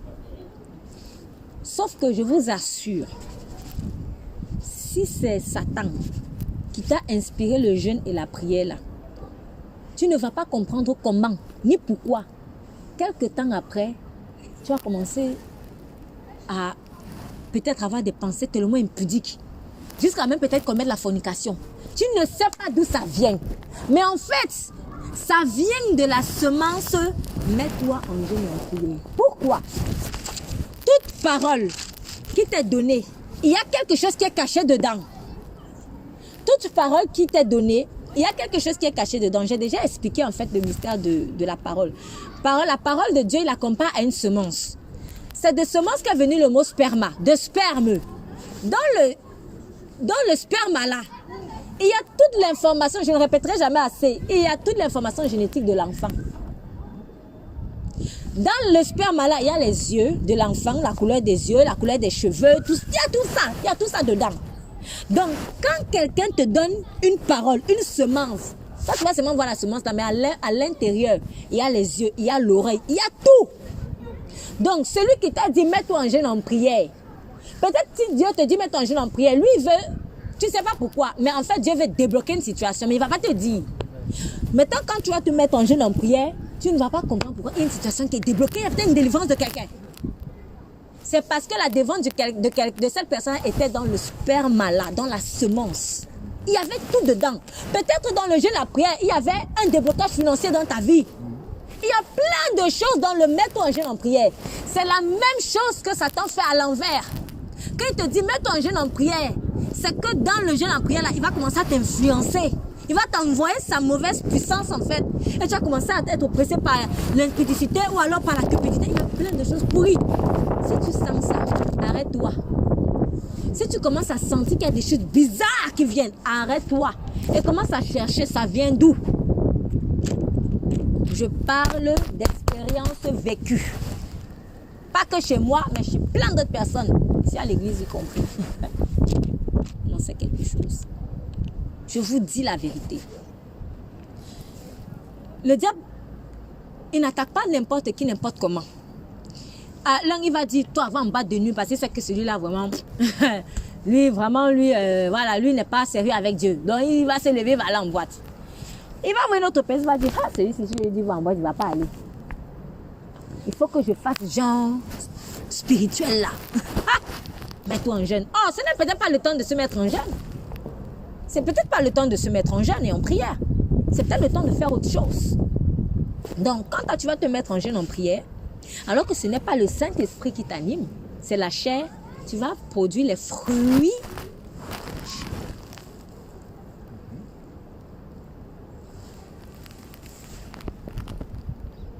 Parfois aussi, quand le diable va te dire, mets-toi en jeûne en prière, c'est seulement pour te fatiguer. Parce que c'est par quelle force que nous pouvons tenir dans le jeûne en prière. Ce n'est pas la force du Saint-Esprit. Maintenant, si tu jeûnes dans la chair, tu ne vas pas vraiment, il n'y a rien qui va sortir. Tu vas seulement faire le régime. Il n'y a rien qui va sortir quand ce n'est pas par le Saint-Esprit. Mais en plus, et c'est très grave, je vous dis la vérité, si c'est un mauvais esprit qui t'a inspiré cela, tu vas commencer à faire les œuvres de la chair. Tu vas seulement constater après. Mais quand tu vois ça, arrête-toi et dis-toi, il y a quelque chose qui ne va pas. Ne continue pas. Arrête-toi. Parfois, ça peut être que, il y a quelqu'un qui est endetté. Prends l'argent, va l'aider. C'est bien d'aider les gens. C'est bien. Tu ne peux pas voir, Dieu dit, il vaut mieux, si tu as 2 vestes, donne une à l'autre. Mais il peut aussi arriver que Satan t'inspire ça. Va donner à tel. Je t'assure, il ne faut pas obéir. Si Satan te dit même jeûne, il ne faut pas jeûner. Parce que le problème ne se trouve pas dans le jeûne et la prière. Le problème ne se trouve pas dans le fait d'aller donner. Le problème se trouve dans qui m'a dit. Qui m'a dit? Qui a donné le sperma? C'est là où se trouve le problème. C'est la source. C'est pour cela que le diable a donc voulu être à la source de la détermination du bien et du mal. Parce que quand tu apprends l'arbre du bien et du mal, tu as la source de tout. Et maintenant, tout devient freestyle, tout devient facile. Tu peux gérer les gens comme tu veux. C'est ça, en fait. Le fait que Samuel soit allé se faire un monument, et j'en suis sûr peu après, c'est parce qu'il était déjà dans la désobéissance, en fait. Donc, il n'a pas obéi entièrement, donc il n'a pas obéi du tout. Il a voulu lui-même discerner ce qui est bien, ce qui est mal. Il était dans la désobéissance. Et ça nourrit en lui l'orgueil. Et du coup, le fruit de cet orgueil-là, ça a été, je peux me faire un monument. Cela signifie que ce qu'il a inspiré pour discerner le bien et le mal, quand il était en leur mission, ce n'était pas le Saint-Esprit. Ça n'engage que moi, mais il y a une idée qui me vient là. Je pense même que le mauvais esprit qui a commencé à le tourmenter, c'était ça qui avait commencé à l'animer. quand il avait désobéi. J'en suis sûre. Je crois que ce mauvais esprit-là n'est pas venu de nulle part. Parce qu'on vous dit après, une fois que David a été oint, et Dieu a envoyé un mauvais esprit. Et Saül a commencé à être tourmenté. Mais je suis sûre que c'est comme si, en fait, Dieu l'avait livré à ce à quoi il avait obéi. Parce que Dieu lui-même lui a dit, je les livrerai à leur propre convoitise. La porte que tu as ouverte, l'esprit que tu as laissé entrer là, c'est lui qui va commencer à faire les dégâts après. Tu l'as invité, il va continuer à faire les dégâts. Samuel s'est fait un monument parce qu'à la base, il avait déterminé comment exécuter la mission qui lui avait été confiée. Quand tu commences à voir qu'il y a l'envie d'orgueil, l'envie de te glorifier qui monte en toi, arrête-toi et dis-toi, qu'est-ce qui m'a animé pour accomplir cette mission? Même si c'est pour aller évangéliser. Évangéliser, c'est bien, mais on ne va pas évangéliser dans la chair. On ne va pas évangéliser de nous-mêmes. Laisse Dieu te missionner. Laisse Dieu t'envoyer, parce que celui qui t'envoie, il y aura l'onction de ça. Ne fais pas les choses pour prouver que je ne sais pas. C'est comme ça que Ananias et Saphira sont morts. Qui les a obligés à venir donner l'argent? Est-ce qu'on t'oblige à venir donner l'argent? C'est bien de venir donner l'argent à l'église, c'est bien, on en a besoin. J'ai envie de dire, il le faut. Il le faut en fait. Mais eux, ils ont voulu faire ça pour imiter Barnabas qui avait donné tout son champ. Si tu n'as pas assez, donne ce que tu peux. C'est ce que Pierre lui a dit. Mais si vous aviez vendu, gardez une partie. Est-ce que ce n'était pas à vous? Pourquoi vous venez faire comme si vous êtes obligé, on doit vous encenser. Tu as vendu le terrain peut-être à 1 million. Et tu ne veux pas donner 1 million, tu veux donner seulement 500 000. On donner 500 000. Pourquoi tu viens mentir que non, j'ai vendu le terrain à 500 000 et voici, j'ai donné tout? Non, c'est ça qui les a fait chuter. Et parfois, quand vous voyez que Dieu frappe sévèrement comme ça, c'est parce que si on laisse la semence de ce mensonge entrer dans l'église, ça va infecter tout le monde. Ah, Anna, tu vas faire pareil. Donc moi aussi, je fais pareil. Et comme ça, c'est comme ça que Satan commence à envoyer un vent de perversité. Donc Dieu, il frappe jusqu'à la racine. Il frappe. C'était triste, mais c'était bien. Donc, le monument que Saül s'est fait, c'est parce que c'est la preuve même que ce qui était à la base de son discernement du bien et du mal dans la mission qu'il a exécutée, ce n'était pas Dieu. Parce que le fruit, c'est quoi? C'est monument. Si c'était vraiment Dieu, le fruit, serait humilité. S'il avait fait les choses comme Dieu lui avait demandé de faire, il aurait laissé le Saint-Esprit vraiment conduire tout et à la fin, il serait humble. Mais comme ce n'était pas donc du coup le Saint-Esprit et qu'il a laissé la porte ouverte à l'ennemi, à la fin, le fruit était mauvais, la vaine gloire. Donc, quelle est la voix que tu écoutes? Donc, c'était d'ailleurs l'objet du dernier message. Ce que tu écoutes va envoyer en toi ce qu'il est en réalité et qu'il est caché. Quand Satan a dit à Ève et à Adam, à Ève en particulier, quand il a dit à Ève, mange, il n'avait pas précisé à Ève que quand tu vas manger ça, maintenant tu vas devenir mon esclave. Satan n'a pas précisé ça. Il a juste donné une parole de doute. Si tu manges, tu seras comme Dieu. Si tu manges, tu seras comme Dieu. Mais il n'a pas dit à Ève, tu vas voir que tu es nu, tu vas commencer à vieillir, tu vas même enfanter, peut-être que tes enfants vont commencer à se tuer. Il n'a pas dit tout ça. Mais tout ça, c'était dans le sperme. C'était dans la semence du faux conseil qu'il a donné. C'est comme ça que le diable travaille. Surtout avec des gens qui sont proches de Dieu. Celui qui n'est pas proche de Dieu, il va en boîte, il sait que tu veux obéir parce que tu es charnel, tu es trop charnel. Mais quand tu veux sincèrement être proche de Dieu, il va t'avoir en mode sperme. Faisons attention à ce que nous écoutons.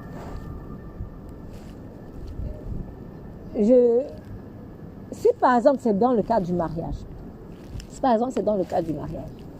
ne croyez pas que Dieu a déjà tout prévu pour toi. Mais ne pense pas que quand Satan il va vouloir te faire dévier, il va toujours t'envoyer quelqu'un de mauvais. Non, ça va pas forcément quelqu'un de mauvais. Ça fait quelqu'un de très bien. Mais très bien pour qui? Parce qu'il ne suffit pas d'être très bien. Il faut que ce soit très bien pour moi. Par rapport au plan que Dieu a pour moi, en fait. Oui. Et le problème, c'est que nous, on se limite à très bien. Ah non, moi, je discerne que c'est très bien. Mais très bien pour qui? Ça peut être très bien pour Albert, mais pas pour Paul. Ça peut être très bien pour Jacqueline, mais pas pour Bernadette. C'est ça, en fait. Donc, si c'est quelqu'un de trop charnel, qui ne marche que par ses pensées humaines, il va t'emmener même une vraie prostituée là. Il sait qu'il va prendre, lui là, c'est bas de gamme. Excusez-moi l'expression. Je pense, quand je parle de bas de gamme, en fait, je suis en train de voir ce passage biblique où il dit qu'il fait de nous des vases de terre. Il y a des vases de terre, il y a des vases d'honneur. Et je vous assure, dans le monde spirituel, on sait si tu es vase d'honneur, si tu es vase de terre à celui-là. Ah, dis donc, c'est notre pote. Envoie-lui une vulgaire personne, il va s'arranger avec. Hey, non, l'autre là, non, il faut qu'on trouve un bon moyen de... Il y a une femme là, je vois qu'elle a l'air spirituelle là. Même aussi, même elle cherche un homme. Bon, on va les mettre ensemble. On va envoyer une flèche de Cupidon là. Pion! On t'envoie la flèche de Cupidon. Tu commences à voir la sœur. Peut-être même elle prie bien, elle est consciencieuse, elle est tout ça là, tu vois. Spirituelle, elle aime la parole, machin. Elle aussi, elle va voir le frère là, il aime bien la parole. Après, vous commencez, tu te dis, bon, elle est très bien. Comme elle est très bien, je peux m'engager. Elle aussi va voir, comme il est très bien, je peux m'engager. Ne t'arrête pas à très bien. Ne t'arrête pas à très bien. Sinon, tu vas pleurer quand c'est dans le mariage. Donc, Satan, lui, il va en fait te suggérer de discerner toi-même ce qui est bien et ce qui est mal. Donc, quand tu vois la personne très bien, là maintenant dans la présence de Dieu, Seigneur, c'est très bien, mais pour moi, ou pas. Déjà, est-ce que c'est vraiment très bien? Déjà, est-ce que c'est vraiment très bien? Parce que les apparences sont trompeuses. Les apparences sont trompeuses. Satan n'a pas peur de mimer la prière. Satan n'a pas peur de mimer même le parler en langue. Il n'a pas peur de ça. Hein? Il n'a pas peur de ça. Il envoie ses agents là. Il envoie ses agents en fait. Il envoie ses agents dans le corps de Christ. Il mime bien même. Il n'a pas peur de ça. Mais il a peur de la lumière. Quand tu es franc, vrai avec Dieu. Quand tu n'as pas peur de la croix. En fait, Satan a peur des crucifiés. Alors, je vais dire quelque chose. Je vais dire ceci, écoutez-moi bien. Satan n'a pas peur de Jésus tout court. Mais il a peur de Jésus-Christ. Il a peur de Jésus crucifié. Parce que le crucifié est ressuscité. Et nous, souvent, malheureusement, nous, on vit en mode juste Jésus. Mais on ne vit pas Jésus crucifié. C'est ça que l'apôtre Paul avait précisé. Nous prêchons Christ et Christ crucifié. Voilà pourquoi tu vas entrer dans l'église. Tu vois, c'est rempli de croix, rempli d'images de Jésus, tout ça là. Mais est-ce que ici, la personne vit la crucifixion dans sa chair? Est-ce que la personne porte la croix dans sa chair? Est-ce qu'elle vit la résurrection? Le diable n'a pas peur de Jésus. Il a peur de Jésus crucifié. C'est pour cela que les 7 fils de Séva avaient échoué. Ceux qui sont allés jouer les délits. Ceux qui ont voulu s'essayer dans la délivrance. Nous te conjurons au nom de Jésus que Paul prêche. Vous-même, vous n'êtes même pas dans Jésus. Vous n'êtes pas... Ils ont prononcé Jésus. Mais ce n'était pas Jésus crucifié. Ils ne connaissaient pas le crucifié. Vous allez voir des gens possédés. Pardon, pas des gens possédés. Des gens... Mais des agents de ténèbres. Je me souviens d'une vidéo. Je fais une parenthèse. C'était sur un réseau social, c'était sur TikTok, j'ai vu ça, une émission, c'était l'extrait d'une émission. Donc c'était une journaliste qui avait filmé la vie d'une sorcière. Donc la dame, elle était sorcière, elle était fière d'être sorcière. Donc elle était banquière. Et je me suis dit, c'est dans mon cœur, oulala, les clients, oulala. Elle était banquière. Elle était banquière. Donc, elle racontait sa vie de sorcière. Donc, elle disait, non, dans le monde naturel, je suis normale. Et puis, je rentre dans mon monde parallèle et tout. Et puis, elle donnait son programme. Elle disait, j'aime bien la musique. Donc, le lundi, j'écoute R&B. Mardi, j'écoute ou c'est rap. Et après, elle dit, jeudi, j'écoute gospel. Vendredi, j'écoute... Et je voyais dans les commentaires les gens qui riaient. Gospel. Je dis, donc, elle a son programme. Écoute gospel. Donc, c'est ce qu'elle est en train de chanter. Alléluia. Jésus, elle prononce ça. J'ai vu des sorciers chanter, je vous dis la vérité. il fait la sorcellerie. Non. Oh là là, mon Dieu, c'est incroyable. C'est-à-dire, il fait la sorcellerie. Et quand je dis, c'est pas que j'ai entendu, je parle du vécu. À ce moment-là, je n'étais pas encore en Christ. Donc, moi, j'étais une enfant. Et puis, on vous amène au village, en disant qu'on veut faire les lavages sur tel. Donc, toi, tu regardes le truc comme un spectacle. On appelle le marabout, le sorcier, le sorcier. Et puis, il fait des incantations. La sorcellerie, tu le vois. Mais en fait, il était chanteur à l'église. Même si je ne connaissais pas Christ, moi, ça me choquait. Je me suis dit, mais c'est bizarre, ça. Comment on peut... Mais je vous assure, je vous dis la vérité. Et parfois, quand c'était un peu chaud, il conseillait souvent les parents. Bon, ce niveau-ci, allez voir le prêtre. Et là, je me suis dit, donc tu as même compris avec le prêtre.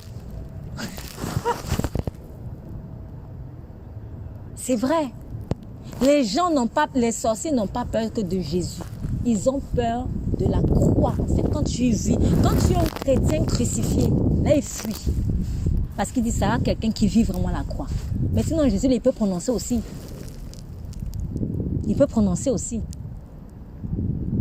Donc, vraiment, j'avoue, je ne sais même plus pourquoi je suis arrivée là, mais je pense que c'est vraiment important de comprendre que, en fait, il ne faut pas être léger dans notre façon de discerner. Parce que si tu veux vraiment discerner ce qui est bien et ce qui est mal, il faut que tu rentres dans la croix. En fait, c'est au travers du regard de la croix, c'est derrière la croix de Christ que tu arrives à bien voir. Mais si tu es de l'autre côté de la croix, à l'extérieur, tu ne pourras pas bien voir. Il faut que tu entres dans la crucifixion. Et quand tu entres dans la crucifixion, tu commences à voir les choses autrement. Tes yeux s'ouvrent. Parce que nous sommes aveuglés en fait. Nous sommes aveuglés. Sans la crucifixion, tu es aveuglé. Si Dieu ne déchire pas ta chair, pour sortir toute l'onction qu'il a déposée en toi, tu ne verras jamais rien. La chair, elle est comme un voile. C'est pour cela que quand Christ est mort, quand il a expiré, il est écrit, le voile du temple s'est déchiré. Le voile, en fait, dans le temple, dans le tabernacle, représentait la chair de Christ. Mais en même temps, le voile, c'est ça qui nous empêche de voir. C'est ça qui empêchait Abraham de voir. Lot d'ailleurs signifie voile, pour ceux qui ne savent pas, en hébreu. Lot signifie voile, comme par hasard. Donc, si tu ne vis pas la crucifixion, tu ne verras pas les choses clairement. Si tu ne marches pas dans la crucifixion, on va t'emmener la femme là ou l'homme là très bien. Mais toi, tu ne vas pas voir que ce n'est même pas bon. C'est ça en fait. Et depuis la Genèse, Dieu avait déjà donné cette image. Si je reste un temps soit peu sur le mariage. Quand il a amené Ève, ce n'était pas que quand il a façonné, quand il a tiré Ève de la côte d'Adam, Adam n'était pas vivant. Enfin, pardon, il était vivant, mais il n'était pas debout comme ça avec les yeux ouverts. Il était endormi. C'est-à-dire que tant qu'il n'était pas endormi, tant qu'il était en train de nommer les animaux et de constater que peut-être que chacun avait sa chacune dans les animaux là, il était en train de chercher cette Ève. Mais Adam ne pouvait pas voir clairement tant qu'il n'est pas mort à lui-même. C'est quand tu meurs à toi-même, et ça se passe en fait par la crucifixion, que le Saint-Esprit va opérer dans ta vie. Quand maintenant Ève va venir, tu vas vraiment reconnaître la chair de ta chair, l'os de tes os. Quand Adam va revenir, tu vas vraiment le reconnaître. C'est comme ça en fait. Donc la crucifixion, elle nous aide à voir clair. Et le conjoint, le futur conjoint, et les événements, à voir la bonne couleur en fait des événements qui arrivent. C'est cela. Et je vous assure, c'est important, je vous en supplie, mais vraiment, priez pour que le Saint-Esprit vous fasse vivre la crucifixion, même si ça fait mal. Parce que quand vous allez voir clair, ça va être très difficile de tomber dans les artifices en fait de l'Antéchrist. Parce que beaucoup de chrétiens, ils disent, oui, l'Antéchrist va venir faire des miracles, mais ils se disent que non, on ne va jamais tomber. Mais en fait, si tu es charnel, tu vas bien tomber même. Tu vas bien tomber. Il ne faudra pas qu'il va faire des miracles comme un bébé. Il va s'arranger, comme il est écrit, s'il pouvait séduire même des élus. Et j'en suis convaincue, il y a beaucoup de gens qui croient en Jésus qui vont le suivre. Ah oui. Pourquoi? Parce qu'ils n'auront pas vécu jusqu'au bout la crucifixion. Parce qu'ils n'auront pas discerné en fait. C'est pour cela aussi que beaucoup de chrétiens se laissent seulement emporter par des miracles. Moi je suis arrivée, il y a... j'ai assisté en fait à des scènes à l'église. soi-disant délivrance, mais en fait, tu vois les gens tomber. Ou même que parfois, même, tu vois, même l'homme de Dieu ou la femme de Dieu, bon, en tout cas, à l'époque, là, c'était un homme de Dieu, il prie. Et là, il prie pour moi. Pendant qu'il est en train de prier, en fait, je vois que ce n'est pas avec la puissance de Dieu qu'il est en train de prophétiser. Tes yeux s'ouvrent et tu vois des démons, en fait. Et alors que tout le monde était en train d'applaudir, waouh! J'avais dit au Seigneur, parce que le Seigneur m'avait dit, mets-toi en jeûne, en prière, il va se passer quelque chose de grave.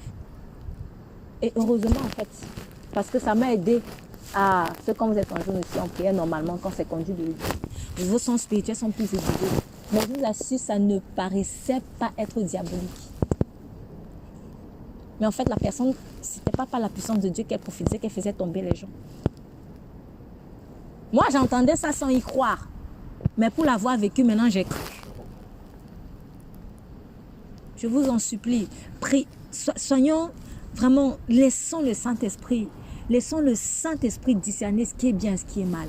C'est important. Parce que, dites-vous aussi, comme le Saint-Esprit m'a dit, je t'ai permis de vivre ça pour que tu vois que ça peut arriver à n'importe qui. Parce que c'est facile de critiquer, oui, tel pasteur là, il fait ceci. C'est facile, mais ça peut arriver à n'importe qui en fait. Ça commence à arriver quand tu n'es pas profond avec Jésus. Ce qui signifie que même beaucoup qui critiquent certains hommes de Dieu, certaines femmes de Dieu en fait, parce que peut-être ils ont vu chuter. Si toi tu n'es pas profond, tu vas finir comme ça. Mais pour être profond, laisse Jésus déchirer ta chair. Laisse-le te crucifier et tu vas voir clair. Tu vas voir clair. Et tu ne vas pas te laisser berner par le diable.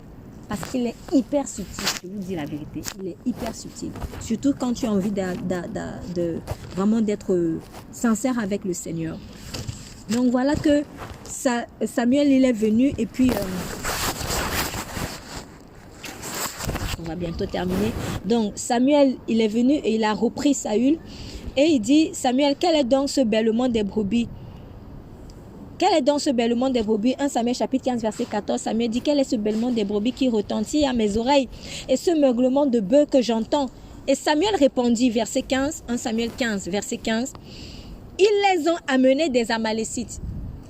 Alors quand il dit il parle du peuple. Hein. Pourtant quand vous lisez verset 9, il est écrit, mais Saül et le peuple. Dans verset 15, Saül dit, ils les ont amenés des Amalécites. Il est en train de parler des autres, du peuple. Mais dans le verset 9, on vous dit Samuel et le peuple, ce qui signifie qu'ils étaient deux dans le coup. Mais maintenant, quand la lumière arrive, il dit non, je ne suis plus là. Quand vous faites les choses qui ne sont pas bien, je vous ai dit tout à l'heure, si tu as entendu jeûne prie et que c'était Satan, tu commences à sentir qu'il y a des impudités qui te poursuivent. Dis-toi que ce qui t'a dit jeûne et prie, ce n'était pas ça, c'était pas Dieu. Arrête de jeûner, de prier. Arrête. Quand tu vois que le mensonge commence à arriver, la lâcheté, la malhonnêteté, c'est ça que tu es en train de produire comme fruit. Comprends que ce que tu as fait là, c'est vraiment mauvais. Généralement, on se cache des choses dont on a honte. Si Saül pensait que ce qu'il avait fait était bien, pourquoi maintenant il se défile? Pourquoi il se détache? Pourquoi il dit juste non, le peuple, moi je ne suis pas là? Pourquoi? C'est la preuve qu'au fond de lui, malgré qu'il estimait que ça c'était bon, ça c'était pas bon, il y avait quelque chose en train de dire, tu n'agis pas bien. Pourtant en apparence, il discernait que ça c'était bon, ça c'était pas bon. En apparence, il estimait que ce qu'il faisait était bon ou pas bon. Mais en fait, Dieu est tellement sage et intelligent qu'il a mis en nous ce qu'on appelle la conscience, qui est une partie de notre esprit. Parce que dans notre esprit, dans l'âme, vous avez la volonté, l'intelligence, les émotions.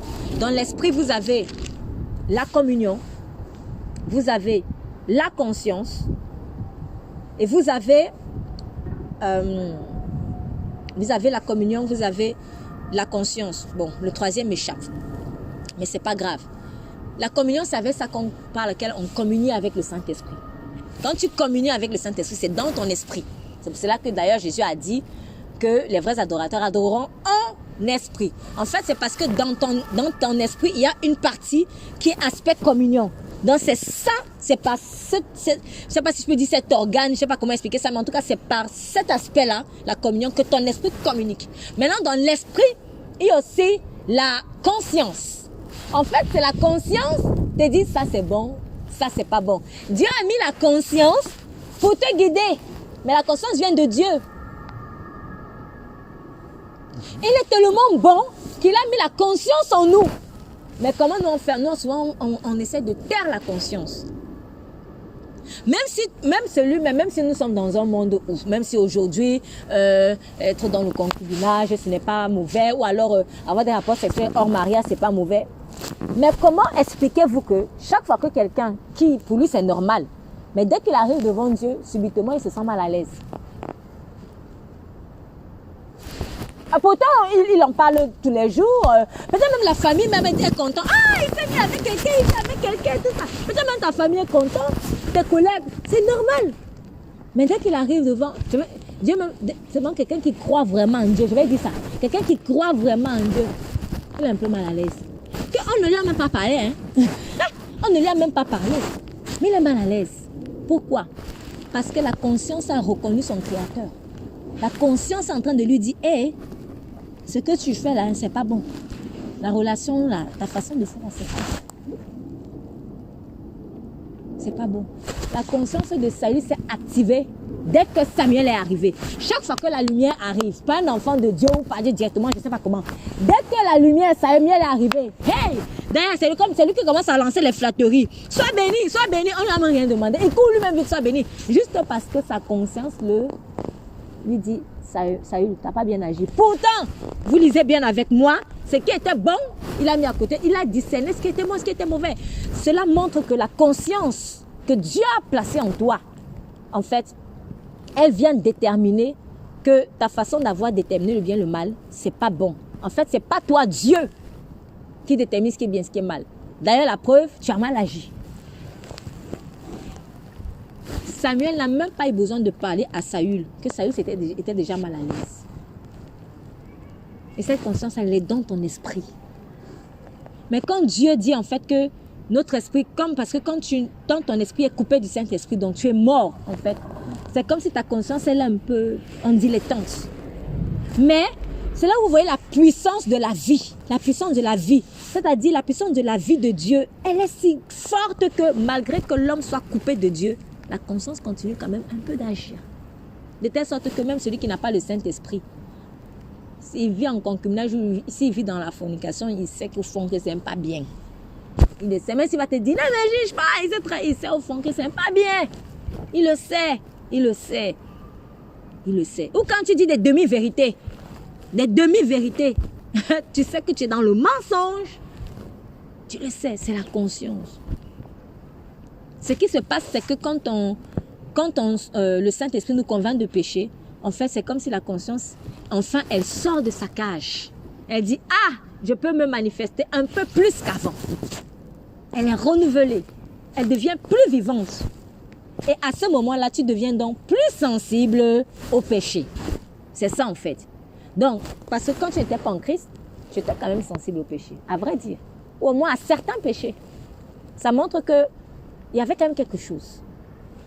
Mais, à force d'avoir pratiqué ça, tu as mis le scotch sur la bouche de ta conscience. Elle ne parle plus parce que c'est comme ça qu'elle fait. Elle va parler au début. Dès que tu veux commettre, tu veux toucher. Elle va dire non, ne fais pas, ne fais pas, ne fais pas. Ah, tais-toi, tu touches. Et puis tu commences à boire, tu commences à consommer. À un moment donné, elle te tait. Donc quand le Saint-Esprit vient, en fait, le Saint-Esprit vient redonner la bouche à la conscience. C'est comme ça en fait. Et c'est ça la nouvelle naissance. Donc, Saül savait très bien que ce qu'il avait fait n'était pas bien. Pourtant, si vous vous en tenez juste au verset 9, on vous dit que ce qui était bon, donc il y avait des choses bonnes. Cela montre que ce qui croit être bon là, ce n'était donc pas bon. Donc, il dit, ils les ont amenés. Donc, sachant que ce n'était pas bon, il se défile. Il a fait comme Adam. Vous voyez, les mêmes fruits. Vous avez mangé ensemble. Non, c'est la femme que tu m'as donnée. Moi, je ne suis pas... Il a fait la même chose. C'est le peuple. Saül, c'est toi le roi. C'est toi le chef. C'est le peuple. Toi, tu n'as même pas pitié. Tu n'as même pas honte. Tu jettes maintenant sur le peuple. Toi, le roi. Attends, si c'est le peuple, toi, tu étais où? C'est ça. Et c'est les fruits. C'est les fruits, en fait. C'est la preuve même que ma façon d'avoir discerné, elle n'est pas bonne. Parce que quand je commence à produire la lâcheté, le mensonge, cela signifie que j'ai vraiment pas bien agi. Ça doit m'aider à réfléchir. Il dit, car le peuple a épargné les meilleures brebis. Pourtant, verset 9, on dit, Saül et le peuple épargnèrent. Verset 9, Saül et le peuple épargnèrent. Mais maintenant, quand Saül prend la bouche, ouvre la bouche pour parler, il dit, le peuple a épargné. Donc, il ment. Les meilleures brebis, les meilleurs bœufs. Et en plus, il dit, pour les sacrifier à l'Éternel, ton Dieu. La mort et la vie sont au pouvoir de la langue. Et l'homme parle du propre fond de son cœur. Moi, ça m'a toujours intrigué, le fait que Saül dise à Samuel, ton Dieu. Parce que je me suis dit, donc il n'est pas le tien. Vous avez beau vous cacher, mais ce que vous êtes là, ça va finir par ça. Et ce n'est pas la seule fois où il a dit ça. Quand vous lisez la suite de chapitre, cela montre que Saül n'avait pas une relation intime avec Dieu. Ce n'était pas le Dieu, son Dieu à lui, c'était seulement le Dieu de Samuel. Manque de sincérité. Pourtant, quand vous voyez comment Saül a été intronisé roi, comment il était appelé, il est écrit et Dieu changea son cœur. Ça m'a toujours touché parce que je me suis dit, mais Seigneur, comment tu peux changer le cœur? Et après, c'est comme ça. Et en fait, Dieu m'a fait comprendre quelque chose.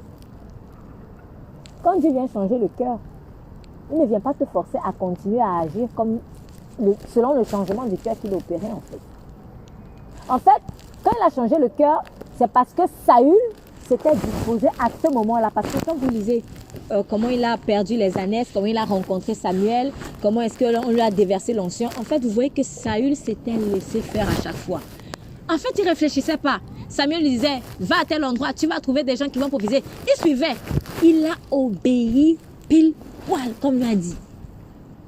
Mais le jour où il a décidé de ne plus faire, à ce moment-là, comme il est écrit, et le chien retourne à son vomi. Donc, Dieu peut toucher le cœur de quelqu'un à un moment donné, mais Dieu ne veut pas fonctionner avec des robots. Il fonctionne avec des êtres humains. Le robot, je ne sais pas, il va toujours t'obéir. Il suffit que tu le programmes comme toi tu veux. Mais nous ne sommes pas des robots en fait. Dieu veut une relation de père à fils, père à fille, ami à ami. Donc, je te donne la capacité de faire comme je veux, je te donne mon esprit, mais maintenant, choisis de marcher jusqu'au bout avec mon esprit. Ça, je ne peux pas te le forcer, mon fils. Il y a quelque chose que Dieu ne peut pas toucher, même le diable ne peut pas toucher cela. Ton libre arbitre. Donc, ce n'était pas sa propre volonté que Saül s'était laissé faire au début, mais c'est encore pas sa propre volonté qu'il n'a plus voulu se laisser faire par Dieu. C'est cela. Mais, là où il a péché aussi, c'est que si tu ne veux plus, il faut dire. Moi, je dis souvent aux gens, franchement, si à un moment donné, tu vois que ça ne va pas avec Dieu, il faut lui parler franchement. Vaut mieux même dire, je ne veux pas. Vaut mieux dire, je ne veux pas, au lieu de faire semblant. Et en fait, c'est là où vient le problème de la sincérité. Parce que la sincérité, elle agit, mais pas comme elle pense. Elle va avoir une pensée, mais l'action va être différente de la pensée.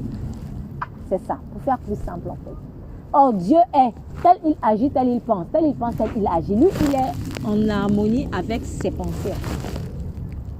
Mais l'homme, quand il manque de sincérité, ce qu'il pense, ce n'est pas ce qu'il va faire. Du coup, tu vis en dichotomie avec toi-même. Et c'est terrible, parce que tu n'es pas à l'aise. C'est comme si tu vivais dédoublé. C'est une souffrance. Il faut sortir de là. Il faut sortir de là. Et nous venons souvent à Christ comme ça.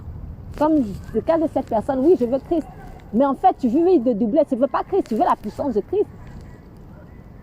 On n'est pas... comment dire ça? Si tu ne vis que pour la puissance de Christ, quand il va te dire, adore-moi, tu ne pourras pas. Tu ne pourras pas en fait. Ce n'est pas la puissance d'abord de Dieu qui nous a sauvés. C'est son amour. Dieu n'est pas venu à nous parce qu'il est puissant. Dieu est venu à nous parce qu'il nous aime. Venons à lui juste parce que nous l'aimons. Pas pour quelque chose, pas pour obtenir quelque chose. Donc, Saül, lui, il dit ton Dieu. Donc, on comprend que ce n'est pas son Dieu. Bon, ok, si ce n'est pas ton Dieu, tu veux être alors roi. Pourquoi? Parce que c'est le roi de son peuple. Vous voyez? Dieu m'a dit un jour une chose. Quand on prie pour obtenir quelque chose, Seigneur, oui, j'ai besoin d'argent. Seigneur, je veux la maison. Seigneur, je veux ceci, je veux cela. Et il m'a dit ceci, nous sommes des ambassadeurs de Christ. Il est écrit dans la Bible. Donc voilà, nous sommes des ambassadeurs de Christ. Or, un ambassadeur, si je suis ambassadeur, je ne sais pas moi, de France en Chine, on m'envoie en mission en Chine pour représenter les intérêts de la France. Je ne vais pas partir comme ça. Il y aura des frais de mission. N'est-ce pas? Nous sommes d'accord qu'il y aura des frais de mission. Parce que je vais exécuter ma mission, mais il me faut les moyens. Bon. Sauf que, quand moi je dis, Seigneur, je vais à la maison, s'il te plaît, je veux ceci, je veux cela. Dieu m'a dit, comment pouvez-vous demander les frais de mission sans faire la mission?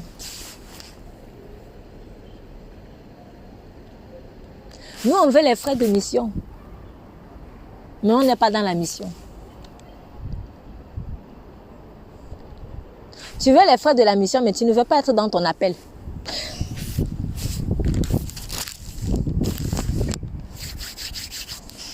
Tu veux les frais de mission, mais tu ne veux pas faire la mission. Après, le Seigneur m'a dit, mais ambassadeur voleur. Ambassadeur voleur.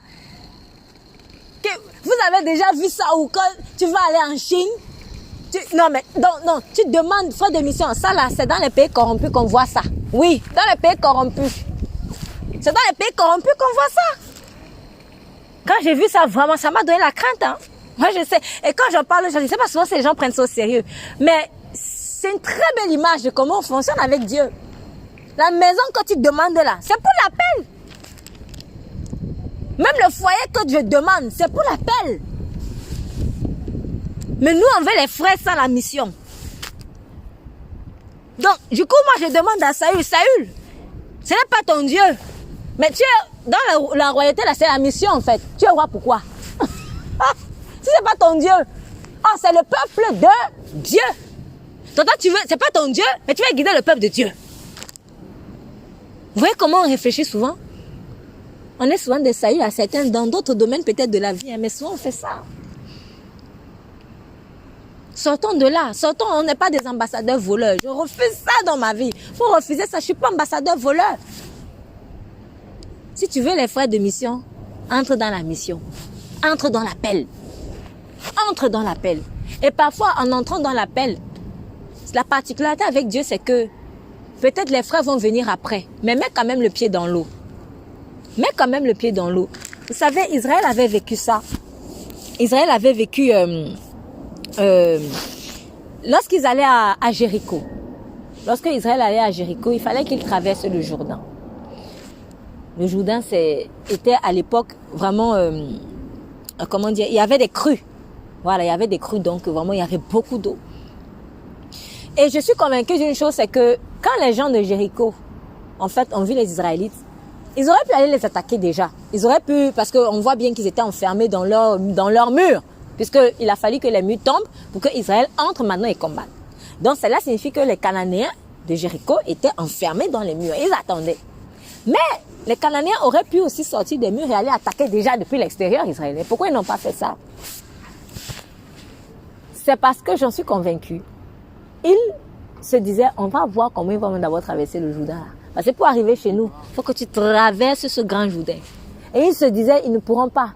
On va s'embrouiller, pourquoi? On va aller se dépenser notre énergie. Ils ne peuvent même pas traverser le Jourdain. Mais c'était un peu quand même, comment dire, c'était pas sérieux de leur part parce que ils ont oublié que Dieu avait fendu la mer Rouge en deux. Et c'est ce que Dieu a fait aussi dans le Jourdain. Dieu a fendu le Jourdain en deux, il est écrit. Il a fendu le Jourdain en deux et il est écrit, Israël passa à sec. Au point où ils ont même pris des pierres, ils ont fait un monument là. Et une fois qu'ils ont traversé, Dieu a refermé le Jourdain. La même chose que Moïse a vécu avec Israël, c'est ça que Josué aussi a vécu, mais avec le Jourdain. Or, la particularité ici, c'est qu'on vous dit que c'est lorsque les Israélites, les Israélites, mais spécifiquement ceux qui portaient l'arche, quand ils mit le pied dans l'eau, à ce moment-là, Dieu ouvrit. Ce qui veut dire que ils n'ont pas attendu que l'eau s'ouvre. Mais il est écrit, une fois qu'ils mirent le pied dans l'eau, Dieu ouvrit, sépara le Jourdain en deux. quel pas de foi. Quel pas de foi. Parce que Dieu te dit traverse, tu te dis mince, le Jourdain, il y a des crues, je vais traverser comment? Traverse, mouille-toi le maillot. Mouille-toi le maillot. Ils ont mouillé leurs pieds. Quand ils ont mis le pied, ils ont peut-être commencé à avancer. Peut-être même que ça arrivait déjà jusqu'aux cuisses ou je ne sais pas jusqu'où. Mais en fait, plus ils avançaient, plus ils se rendaient compte que mais c'est en train de diminuer, c'est en train de diminuer, c'est en train de diminuer. Au point où c'était devenu complètement sec. Parfois, quand Dieu t'envoie faire quelque chose, il ne faut pas attendre les frais d'abord. Entre, mouille le maillot, entre dans le Jourdain. Et à ce moment-là, ça va s'ouvrir. Il fait comme il veut. C'est vrai, il peut faire comme avec Moïse. Il peut faire comme avec Moïse où il a d'abord séparé. Quand il a séparé, le peuple est entré en ce moment-là. Mais il peut aussi faire en mode Josué, permettez l'expression, tu mets d'abord quand même le pied dans l'eau et après, ça s'ouvre. C'est pour ça qu'on ne peut pas contrôler le Saint-Esprit. Fais comme il te dit. Réfléchis pas. Mets le pied dans l'eau. Il y a plein de choses que j'ai obtenues dans ma vie. Mais je me suis tellement mouillée d'abord. Je me suis tellement mouillée. Et nous, on veut seulement que Dieu fasse en mode ouvre la mer rouge. Et on prie même dessus. Seigneur, ouvre, tu ouvres la mer rouge. Oui, oui, oui, je vais ouvrir. Mais en fait, c'est pas en mode Moïse, c'est en mode Josué là, cette fois-ci. Pour toi là. Souvent, c'est ça en fait. C'est ça. Donc, en fait, ce qui va ouvrir la mer pour toi, c'est quand tu vas mettre le pied aussi. Ça peut être ça aussi. Ça peut être ça. Donc, si tu as l'impression qu'il n'y a rien qui ne s'ouvre, c'est peut-être parce qu'on attend ton pied. On attend que tu mettes le pied. Quand tu vas mettre le pied, quand tu vas commencer à entrer, peut-être tu auras peur que tu vas te noyer. N'aie pas peur. Il ne te laissera jamais se noyer. Dieu n'est pas un fou. S'il a dit que tu vas faire tomber les murs de Jéricho, ce n'est pas un noyé qui va faire tomber les murs de Jéricho. Donc, tu vas sortir de là vivant. On ne sait pas comment, mais tu vas sortir de là vivant. Par contre, obéis. Mouille-toi. Mouille-toi. Mets le pied dans l'eau. Même avec peu de moyens, commence ce que Dieu t'a demandé de faire. Fais la mission. Commence la mission. N'exige pas les frais avant. Il peut te faire grâce, il te donne les frais avant, après tu pars. Mais il peut aussi te demander de commencer. Et les frais vont venir. Ma grâce te suffit. Ma grâce te suffit. Faut pas s'inquiéter. Donc, ne soyons pas des ambassadeurs voleurs ou des rois voleurs. Faisons la mission. Entre dans l'appel. Entre dans l'appel. Qu'il soit vraiment ton Dieu. Parce que tu ne peux pas dire que je vais conduire le peuple de Dieu alors qu'il n'y a aucune proximité entre Dieu et toi. Et Samuel dit à Saül, laisse-moi te déclarer ce que l'Éternel m'a dit cette nuit. Il lui répondit, n'est-il pas vrai que quand tu étais petit à tes yeux, tu devins le chef d'une tribu. Donc, comme je vous disais tout à l'heure, c'était l'humilité en fait. Quand il était petit à ses yeux lui-même, quand il s'est fait petit devant Dieu, il a reçu toute l'onction royale. Et maintenant, l'Éternel t'avait envoyé en expédition, t'avait dit, va et vois l'interdit ces pécheurs, les Amalécites, et faites-leur la guerre jusqu'à ce que tu les aies consumés. Pourquoi n'as-tu pas obéi à l'Éternel? Donc, c'est vrai, Saül avait voit l'interdit une partie, mais Dieu considère qu'il n'a pas du tout obéi. Pourquoi? Parce qu'il a obéi en partie. Ça ne sert à rien de faire les choses à moitié en fait. Ça ne sert à rien. Pour Dieu, quand tu fais quelque chose avec lui, va jusqu'au bout. S'il n'était pas allé au 7e jour jusqu'au bout, peut-être on ne serait pas créé, il aurait créé les animaux, créé tout. Mais après, ça sert à quoi en fait s'il ne va pas jusqu'au bout? J'ai compris avec lui que c'est un jusqu'au boutiste en fait. Quand il commence, il termine.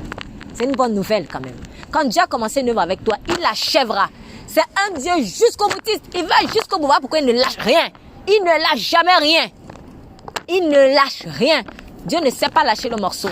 C'est pas en lui. C'est un Dieu du jusqu'au bout. Donc quand il te dit fais, quand il te dit bois la coupe, il faut boire jusqu'au bout, jusqu'à la dernière. Jusqu'à la dernière. Et là, tu auras vraiment obéi. Donc, ton obéissance, là, nous, on croit que obéir, c'est faire les choses superficiellement. Mais pour Dieu, obéir, c'est faire les choses entièrement. Voilà encore une autre façon de discerner ce qui est bien, ce qui est mal. Comment est-ce que toi, tu comprends obéir et comment est-ce que Dieu lui comprend obéir? Donc, Saül n'avait pas obéi parce qu'il avait épargné ce qu'il estimait être bon. Et il dit, Saül répondit, j'ai pourtant obéi. Regardez, vous voyez, on n'est pas dans la même définition d'obéir là. Et c'est souvent les accrochages qu'on a avec le Saint-Esprit. Non, mais Seigneur, j'ai fait. Non, tu n'as pas fait. Non, mais j'ai fait. Samuel dit, non, tu n'as pas obéi. Saül dit, non, moi, j'ai obéi. C'est pour cela que chaque fois que j'exhorte ou que je demande à quelqu'un de préparer une exhortation, je dis toujours, va s'il te plaît d'abord vérifier la définition des termes. et demande au Saint-Esprit qu'il te donne sa définition à lui du terme en fait. Parce que de là va partir la révélation. Si tu fais une exhortation sur, je sais pas moi, qu'est-ce que je peux inventer, la prudence par exemple, comme j'ai parlé de prudence, vois comment est-ce que le monde définit la prudence et demande au Saint-Esprit comment lui définit la prudence. De là, tu ne manqueras jamais de révélation de la parole. De là, tout va partir et ça va t'aider. Et tu vas comprendre même peut-être certaines choses qui te sont arrivées, peut-être des choses malheureuses qui te sont arrivées en fait. Parce que dans le monde spirituel, on ne fonctionne pas selon la définition, ta définition à toi. Dans le monde spirituel, on fonctionne selon la définition de Dieu. Je vous dis la vérité. Satan fonctionne en fonction de la définition de Dieu. Par exemple, si toi tu estimes qu'embrasser quelqu'un avant son mariage, c'est pas de l'impudicité, sache que pour Satan, dans le monde spirituel, lui croit en fait qu'il sait que c'est de l'impudicité. Et si tu ouvres la porte, l'esprit d'impudicité va entrer. Non, mais Seigneur, je n'ai pas commis l'impudicité. Ah, mais dans le monde spirituel, on sait que tu as commis l'impudicité. On sait. Donc, il faut toujours demander. C'est important, je vous dis la vérité. En tout cas, moi, c'est ce qui m'a toujours sauvé. Et je reste accroché à cette méthode. Je dis, Seigneur, toi, tu vois ça comment? Ça m'aide à rester dans le discernement du bien et du mal. C'est important. En tout cas, il n'est pas écrit que si tu ne dois pas embrasser et tout, c'est pas une question de ce qu'il est écrit, n'est pas écrit. Qu'est-ce que le Saint-Esprit lui t'a dit? Si Dieu devait écrire tout, on ne s'en sentirait pas. Mais nous avons l'Esprit de Dieu. Et d'ailleurs, je suis même sûre que c'est écrit. À toi de voir dans la profondeur. Il est clair que si nous lisons les choses, la parole en surface, il est clair que si nous lisons la parole en surface, on ne va rien voir. Mais si on lit en profondeur, tu vas voir les ambassades de partout. Et tu vas comprendre que c'est dangereux en fait. Et maintenant, comme dans le monde spirituel, Satan dit, parce qu'il va dire ça, Dieu dit, haha, il a commis l'impudicité. Pourtant, quand Satan vient t'attaquer, mais non, c'est rien. C'est un menteur. Mais quand il va aller t'accuser devant Dieu, hey, il a embrassé, hein, donc il a commis l'impudicité. Donc, oui, j'ai le droit d'entrer dans sa vie, je dois entrer dans sa vie. Oui, il va entrer. Donc, ce qui est important, ce n'est pas ta définition à toi des termes, ou la définition même de ta famille ou de tes amis, ou la définition du monde en général. Mais c'est comment est-ce que Dieu lui définit, parce que le jugement descendra en fonction de comment Dieu lui a défini les choses. Satan est soumis à ça.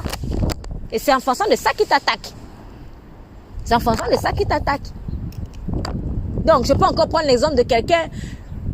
Tu as une image soi-disant pieuse chez toi. Mais tu sais très bien que cette image, c'est un faux Dieu. Mais non, pour moi, ce n'est qu'une décoration. Des choses que j'ai entendues, ce n'est qu'une décoration. Pour moi, c'est une décoration. Après, c'est toi qui vas encore appeler pour dire que oui, priez pour moi. J'ai senti des esprits bizarres. Mais on retire ce qui appartient à l'ennemi. Non, pour moi, ce n'est qu'une décoration. C'est pas une décoration. C'est pas une simple décoration. Toi, je suis en train d'appeler un esprit là. Alors, c'est pas pour être paranoïa. Moi, j'aime bien les décorations. Donc, c'est pas pour être paranoïa. Mais, vraiment, si nous laissons... Ah, oui, voilà. Laisse aussi Dieu définir ce que c'est que la décoration. Laisse-le définir ce que c'est que la décoration. Si tu décores ta maison selon le Saint-Esprit, c'est-à-dire, quand quelqu'un va entrer chez toi, tu n'auras même pas besoin de dire Jésus. Il va sentir la présence de Jésus. Tout est spirituel, je vous dis la vérité. Tout est spirituel. J'insiste, sans tomber dans la paranoïa, parce que je suis vu d'autres, ils vivent sur les nuages. Le spirituel, ils vivent sur les nuages. C'est pas ça, je ne demande pas de vivre sur les nuages. Mais de prendre quand même conscience, en fait, de certaines réalités qui nous font souvent du mal inutilement, alors qu'on peut s'en débarrasser facilement. Et qui viennent du fait que nous, on veut nous-mêmes définir ce qui est bien de ce qui est mal. Moi, j'estime que, en tout cas, pour moi, c'est une décoration. Si pour toi, tu estimes, sache que dans le monde spirituel, là, cette image-là, elle attire des choses bizarres. Ce collier-là, il attire des choses bizarres. Parce qu'ils vont réclamer ça à ce Dieu. Ils vont dire, non, moi, j'ai le droit d'entrer dans sa maison parce qu'il a quelque chose qui m'appartient. C'est pas pour rien qu'on a vu quand les 7 fils de Séva, quand il y a eu des délivrances dans l'Acte des Apôtres et que les gens se sont rendus compte que, en fait, on ne peut pas prononcer le nom de Jésus comme ça. Faut vraiment être rempli de l'esprit. Comme Paul, pas juste venir dire le Paul que Jésus prêche. Et les gens étaient touchés et ils ont apporté plein d'objets en fait bizarres. Ils les ont brûlés. Il y a des objets qui attirent en fait des choses qui ne sont pas bonnes. Mais il n'y a que le Saint-Esprit qui peut te le dire. Il n'y a que le Saint-Esprit qui peut te le dire. Souvent, ça vient aussi de pourquoi est-ce que j'ai acheté cet objet? Pourquoi je m'en suis approprié? Je prends un exemple. Ça, c'est une bouteille d'eau. C'est de l'eau. L'eau, elle est bonne. Mais imaginons maintenant que Quelqu'un, tu es marié. Et puis, dans ta vie, tu avais peut-être connu un ex. Vous vous êtes rencontrés par hasard, vous avez revu 10 ans, peut-être plus tard. Au fond, tu ne l'avais pas oublié. Et tu es marié, hein? Tu ne l'avais pas oublié. Et puis, oh, franchement, en fait, cette personne aimait peut-être beaucoup des eaux volviques. Voilà. Je vous parle de réalité, s'il vous plaît. Ça fait arriver, en même temps, c'est sérieux. Cette personne, cet ex-là, il aimait beaucoup les eaux volviques. Quand tu ne l'as pas oublié, tu arrives au supermarché, tu dis à ton mari, ah tiens chérie, on va prendre des eaux volviques. Mais en fait, au fond, pour toi, c'est pas l'eau volvique. Au fond, c'est Albert. Tu n'as pas oublié Albert. Donc, c'est pour ça que tu veux prendre l'eau volvique là. C'est pas parce que tu as soif. Mais c'est parce que ça te rapproche au fond d'Albert. Ton mari même, il ne connaît rien. Il ne se comprend rien. Oui, achète l'eau volvique. Mais en fait, l'eau volvique là, c'est parce que ça te rappelle Albert. Tu as ouvert une porte. Tu as ouvert une porte. Donc, sois pas surpris que si quelqu'un arrive chez toi, surtout s'il est rempli de l'Esprit de Dieu, il va voir l'eau volvique là, il va sentir bizarre. Je vous dis, je parle de réalité, je vous dis la vérité. Je vous parle de réalité. Il voit l'eau, il est bizarre. On va aussi le trouver bizarre, on dit, mais il est bizarre, il voit l'eau. Tu as acheté l'eau là où? Même le mari va rien comprendre, mais c'est l'eau, non? Non, c'est même pas que l'eau, non. En fait, c'est qu'est-ce qui t'a animé, en fait, quand tu as acheté l'eau? Et peut-être que si tu es très fragile, peut-être si tu es quelqu'un de fragile, peut-être pour un temps, le Seigneur va te dire, mon enfant, pour l'instant, arrête même les volviques. Le problème ne se trouve pas dans le volvique. Mais le problème, c'est que tu es très fragile par rapport à ça. Laisse d'abord. Quand peut-être tu vas être restauré et tout, bon, tu pourras reboire volvique. Mais maintenant, sans penser à Albert. C'est comme ça. C'est pas une statuette. C'est pas une statuette d'un faux dieu ou d'un masque bizarre. Non, c'est que de l'eau. Donc, pourquoi j'ai pris cet exemple? Parce que j'ai compris que même dans des objets anodins, c'est la foi que nous y mettons. C'est ce qui nous anime. Et c'est ça qui ouvre donc les portes aux esprits mauvais ou aux esprits qui sont aussi ou au Saint-Esprit. C'est ça. C'est très sérieux ce que je vous dis. Je vous dis la vérité. C'est très sérieux. Et beaucoup, il y a des mariages qui sont dilettantes comme ça. Parfois, même, oui, peut-être cet texte-là, il aime mettre les jupes rouges. Toi, t'as pas oublié ça. Tu arrives, tu sais que c'est ça aussi que tu vas acheter. Mais en fait, c'est que ça te rappelle. Et en fait, tu es en train de mettre un jour sur ton mari parce que tu es en train d'imposer à ton mari d'être comme ton ex. Ça, c'est pas bon.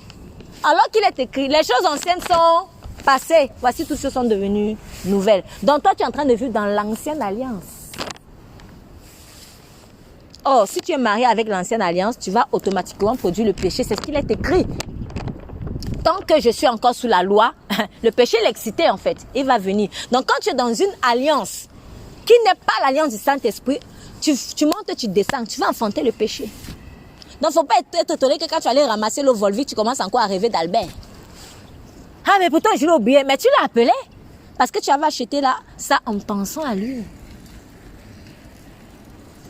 C'est très sérieux, je vous en prie. Vraiment, que le Seigneur vraiment puisse toucher, je souhaite vraiment que ça touche. Mais prenons ça au sérieux. Donc, il reste quelques minutes, on termine. Donc, malheureusement, Saül, il a perdu la royauté comme ça.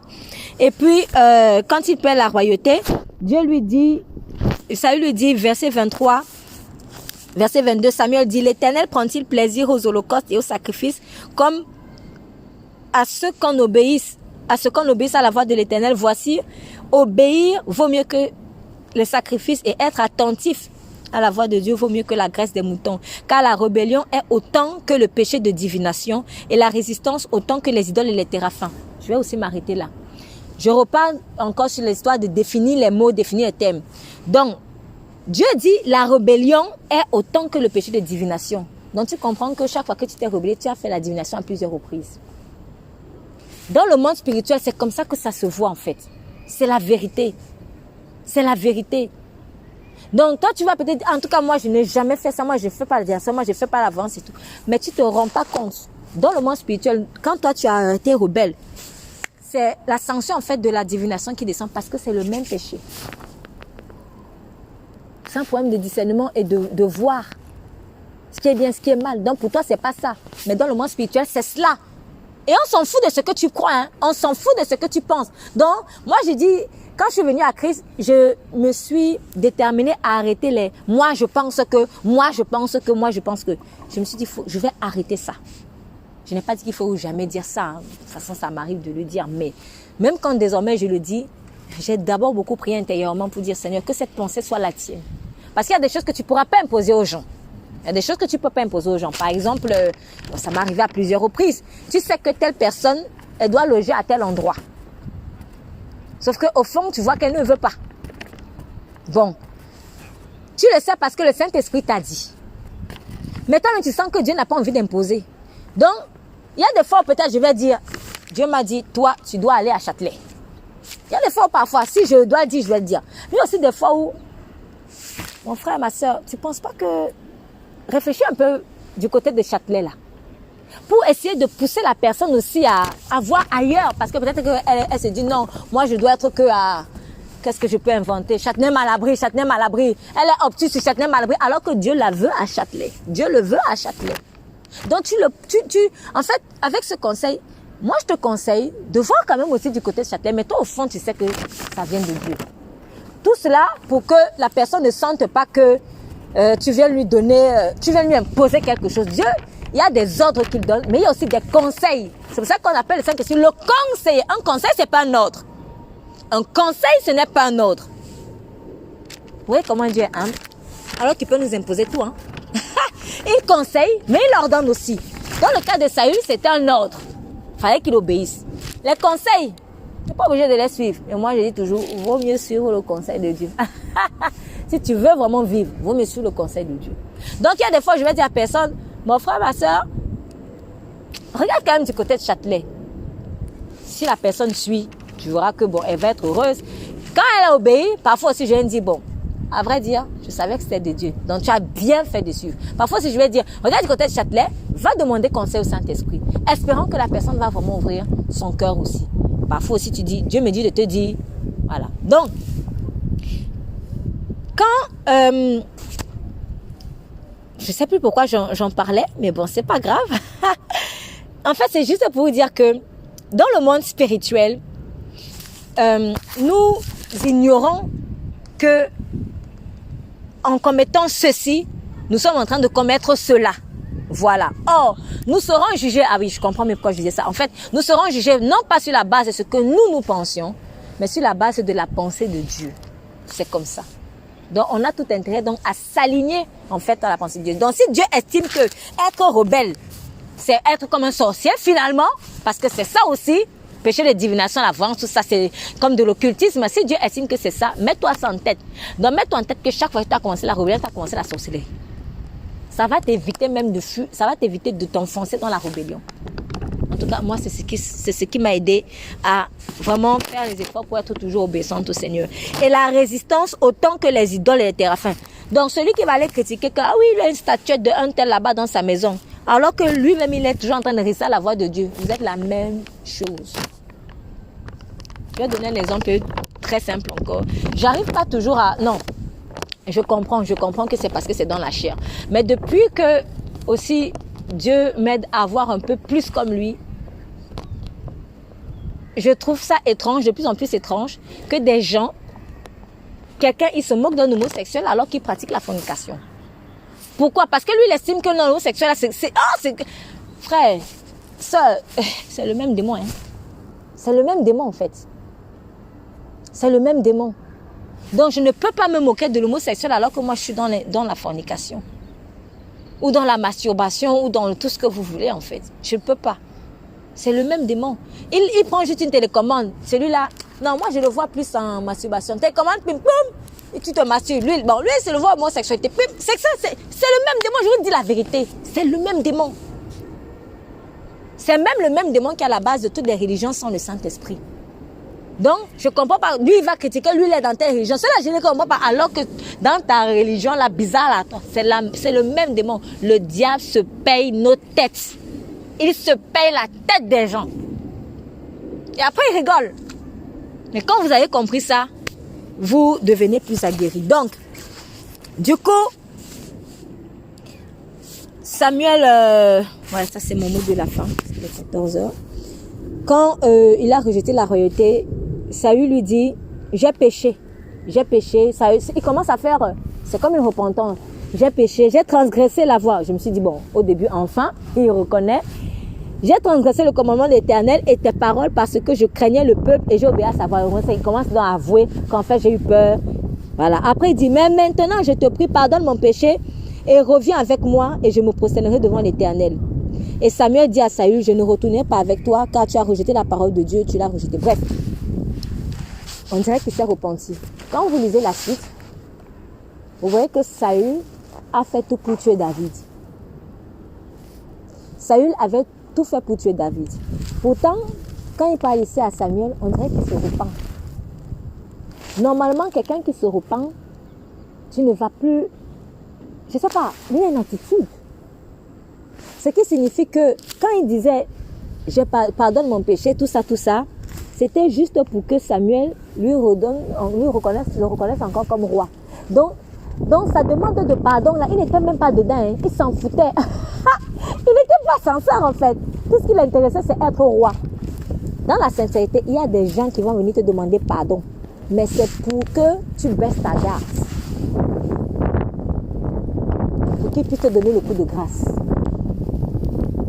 Donc quand tu demandes pardon même à Dieu, c'est dans quel état d'esprit? Est-ce que c'est parce que tu veux absolument les frais de la mission là? Ou est-ce que tu es prêt à mourir aux frais de la mission? Donc une vraie repentance, elle est prête à mourir même à tous les avantages. Seigneur, fais comme tu veux. Même si tu ne me donnais même plus ça, je te suis seulement. C'est ça la vraie repentance. Mais si tu as repentance, oh Seigneur, pardonne-moi. Bon, mais maintenant, donne-moi les frais. Il y a plein de gens comme ça. Il y a des gens... Vous connaissez la chanson, c'est pas une chanson chrétienne, excusez-moi, c'est pas pour vous choquer, mais il y a parfois aussi des choses, même sans forcément être en Christ, qui nous donnent parfois des leçons qu'il faudrait réfléchir. Tout le monde a entendu ces chansons, Premier Gaou. Quand la dame dans la chanson, elle est venue pour demander, est-ce que c'était parce qu'elle voulait vraiment, elle aimait vraiment la personne? Non. C'est parce qu'elle a entendu qu'il était déjà riche, il chantait, c'est un grand musicien. Mais elle a dit, prends-moi cadeau. Je me repens. On fait tout ça. Souvent, ne faisons plus ça avec Dieu. Ne faisons plus ça avec Dieu. Quand tu viens demander pardon à Dieu, ne cherche pas les frères de la mission derrière. Ne cherche pas les frères de la mission derrière. Abandonne-toi. Et la bénédiction, c'est elle qui va te suivre. Au moment où tu ne t'y attends même pas. Et je crois que Joseph a appris la leçon parce que je suis sûre qu'au début, il revendiquait. Oui, quand il était en prison, il demandait, oui, va dire, s'il te plaît, quand tu vas sortir de prison, plaide pour moi parce que ici, j'ai été séparé de ma famille, je suis en prison pour rien. Il était encore trop vivant. Il est resté là-bas 2 ans de plus. Dieu a dit, ah, t'es pas encore mort? Non, Joseph, faut que tu meurs. Arrête de chercher le salut par tes forces, par l'homme. L'homme ne peut pas te sauver. Meurs en prison, meurs à toi. Joseph a oublié 2 ans. Quand Dieu a estimé que c'était prêt, au moment où il ne s'attendait pas, on l'a fait sortir. Donc Dieu va te mettre dans des situations de mort pour que tu oublies de t'accrocher aux frais de la mission. Que tu ne fasses pas des demandes de pardon. Mais comme la femme dans la chanson Premier Gaou, ou Premier Gaou, Deuxième Gaou, je ne sais même plus quel titre, bref, vous connaissez. Donc c'est ça en fait. C'est ça, que vraiment le Seigneur nous aide à être sincères avec lui.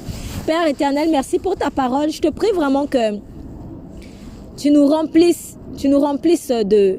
Tu as dit dans ta parole, ce que tu veux au fond de l'homme, c'est la vérité. C'est la vérité que tu veux au fond de l'homme, au fond du cœur. Je prie pour un esprit sincère avec toi. Un esprit qui vient à toi, pas juste pour des frais, pas pour un intérêt. Pas juste pour un foyer, pas juste pour un mariage, pas juste pour de l'argent ou peu importe. Ou pour une maison. Mais un cœur qui peut dire, Seigneur, même si tu ne me donnais même pas cela, je viens. Même si tu ne me donnais pas cela, je viens à toi. C'est ce que tu recherches. Et c'est ce pas de foi-là que tu attends même pour libérer la bénédiction. Parce qu'elle est déjà là en réalité. La bénédiction est déjà là en réalité. Mais elle attend la mort à soi. Que cette parole, Seigneur, puisse toucher le cœur de tous ceux qui l'écoutent. Dans le nom de Jésus-Christ, nous prions. Amen, amen, amen.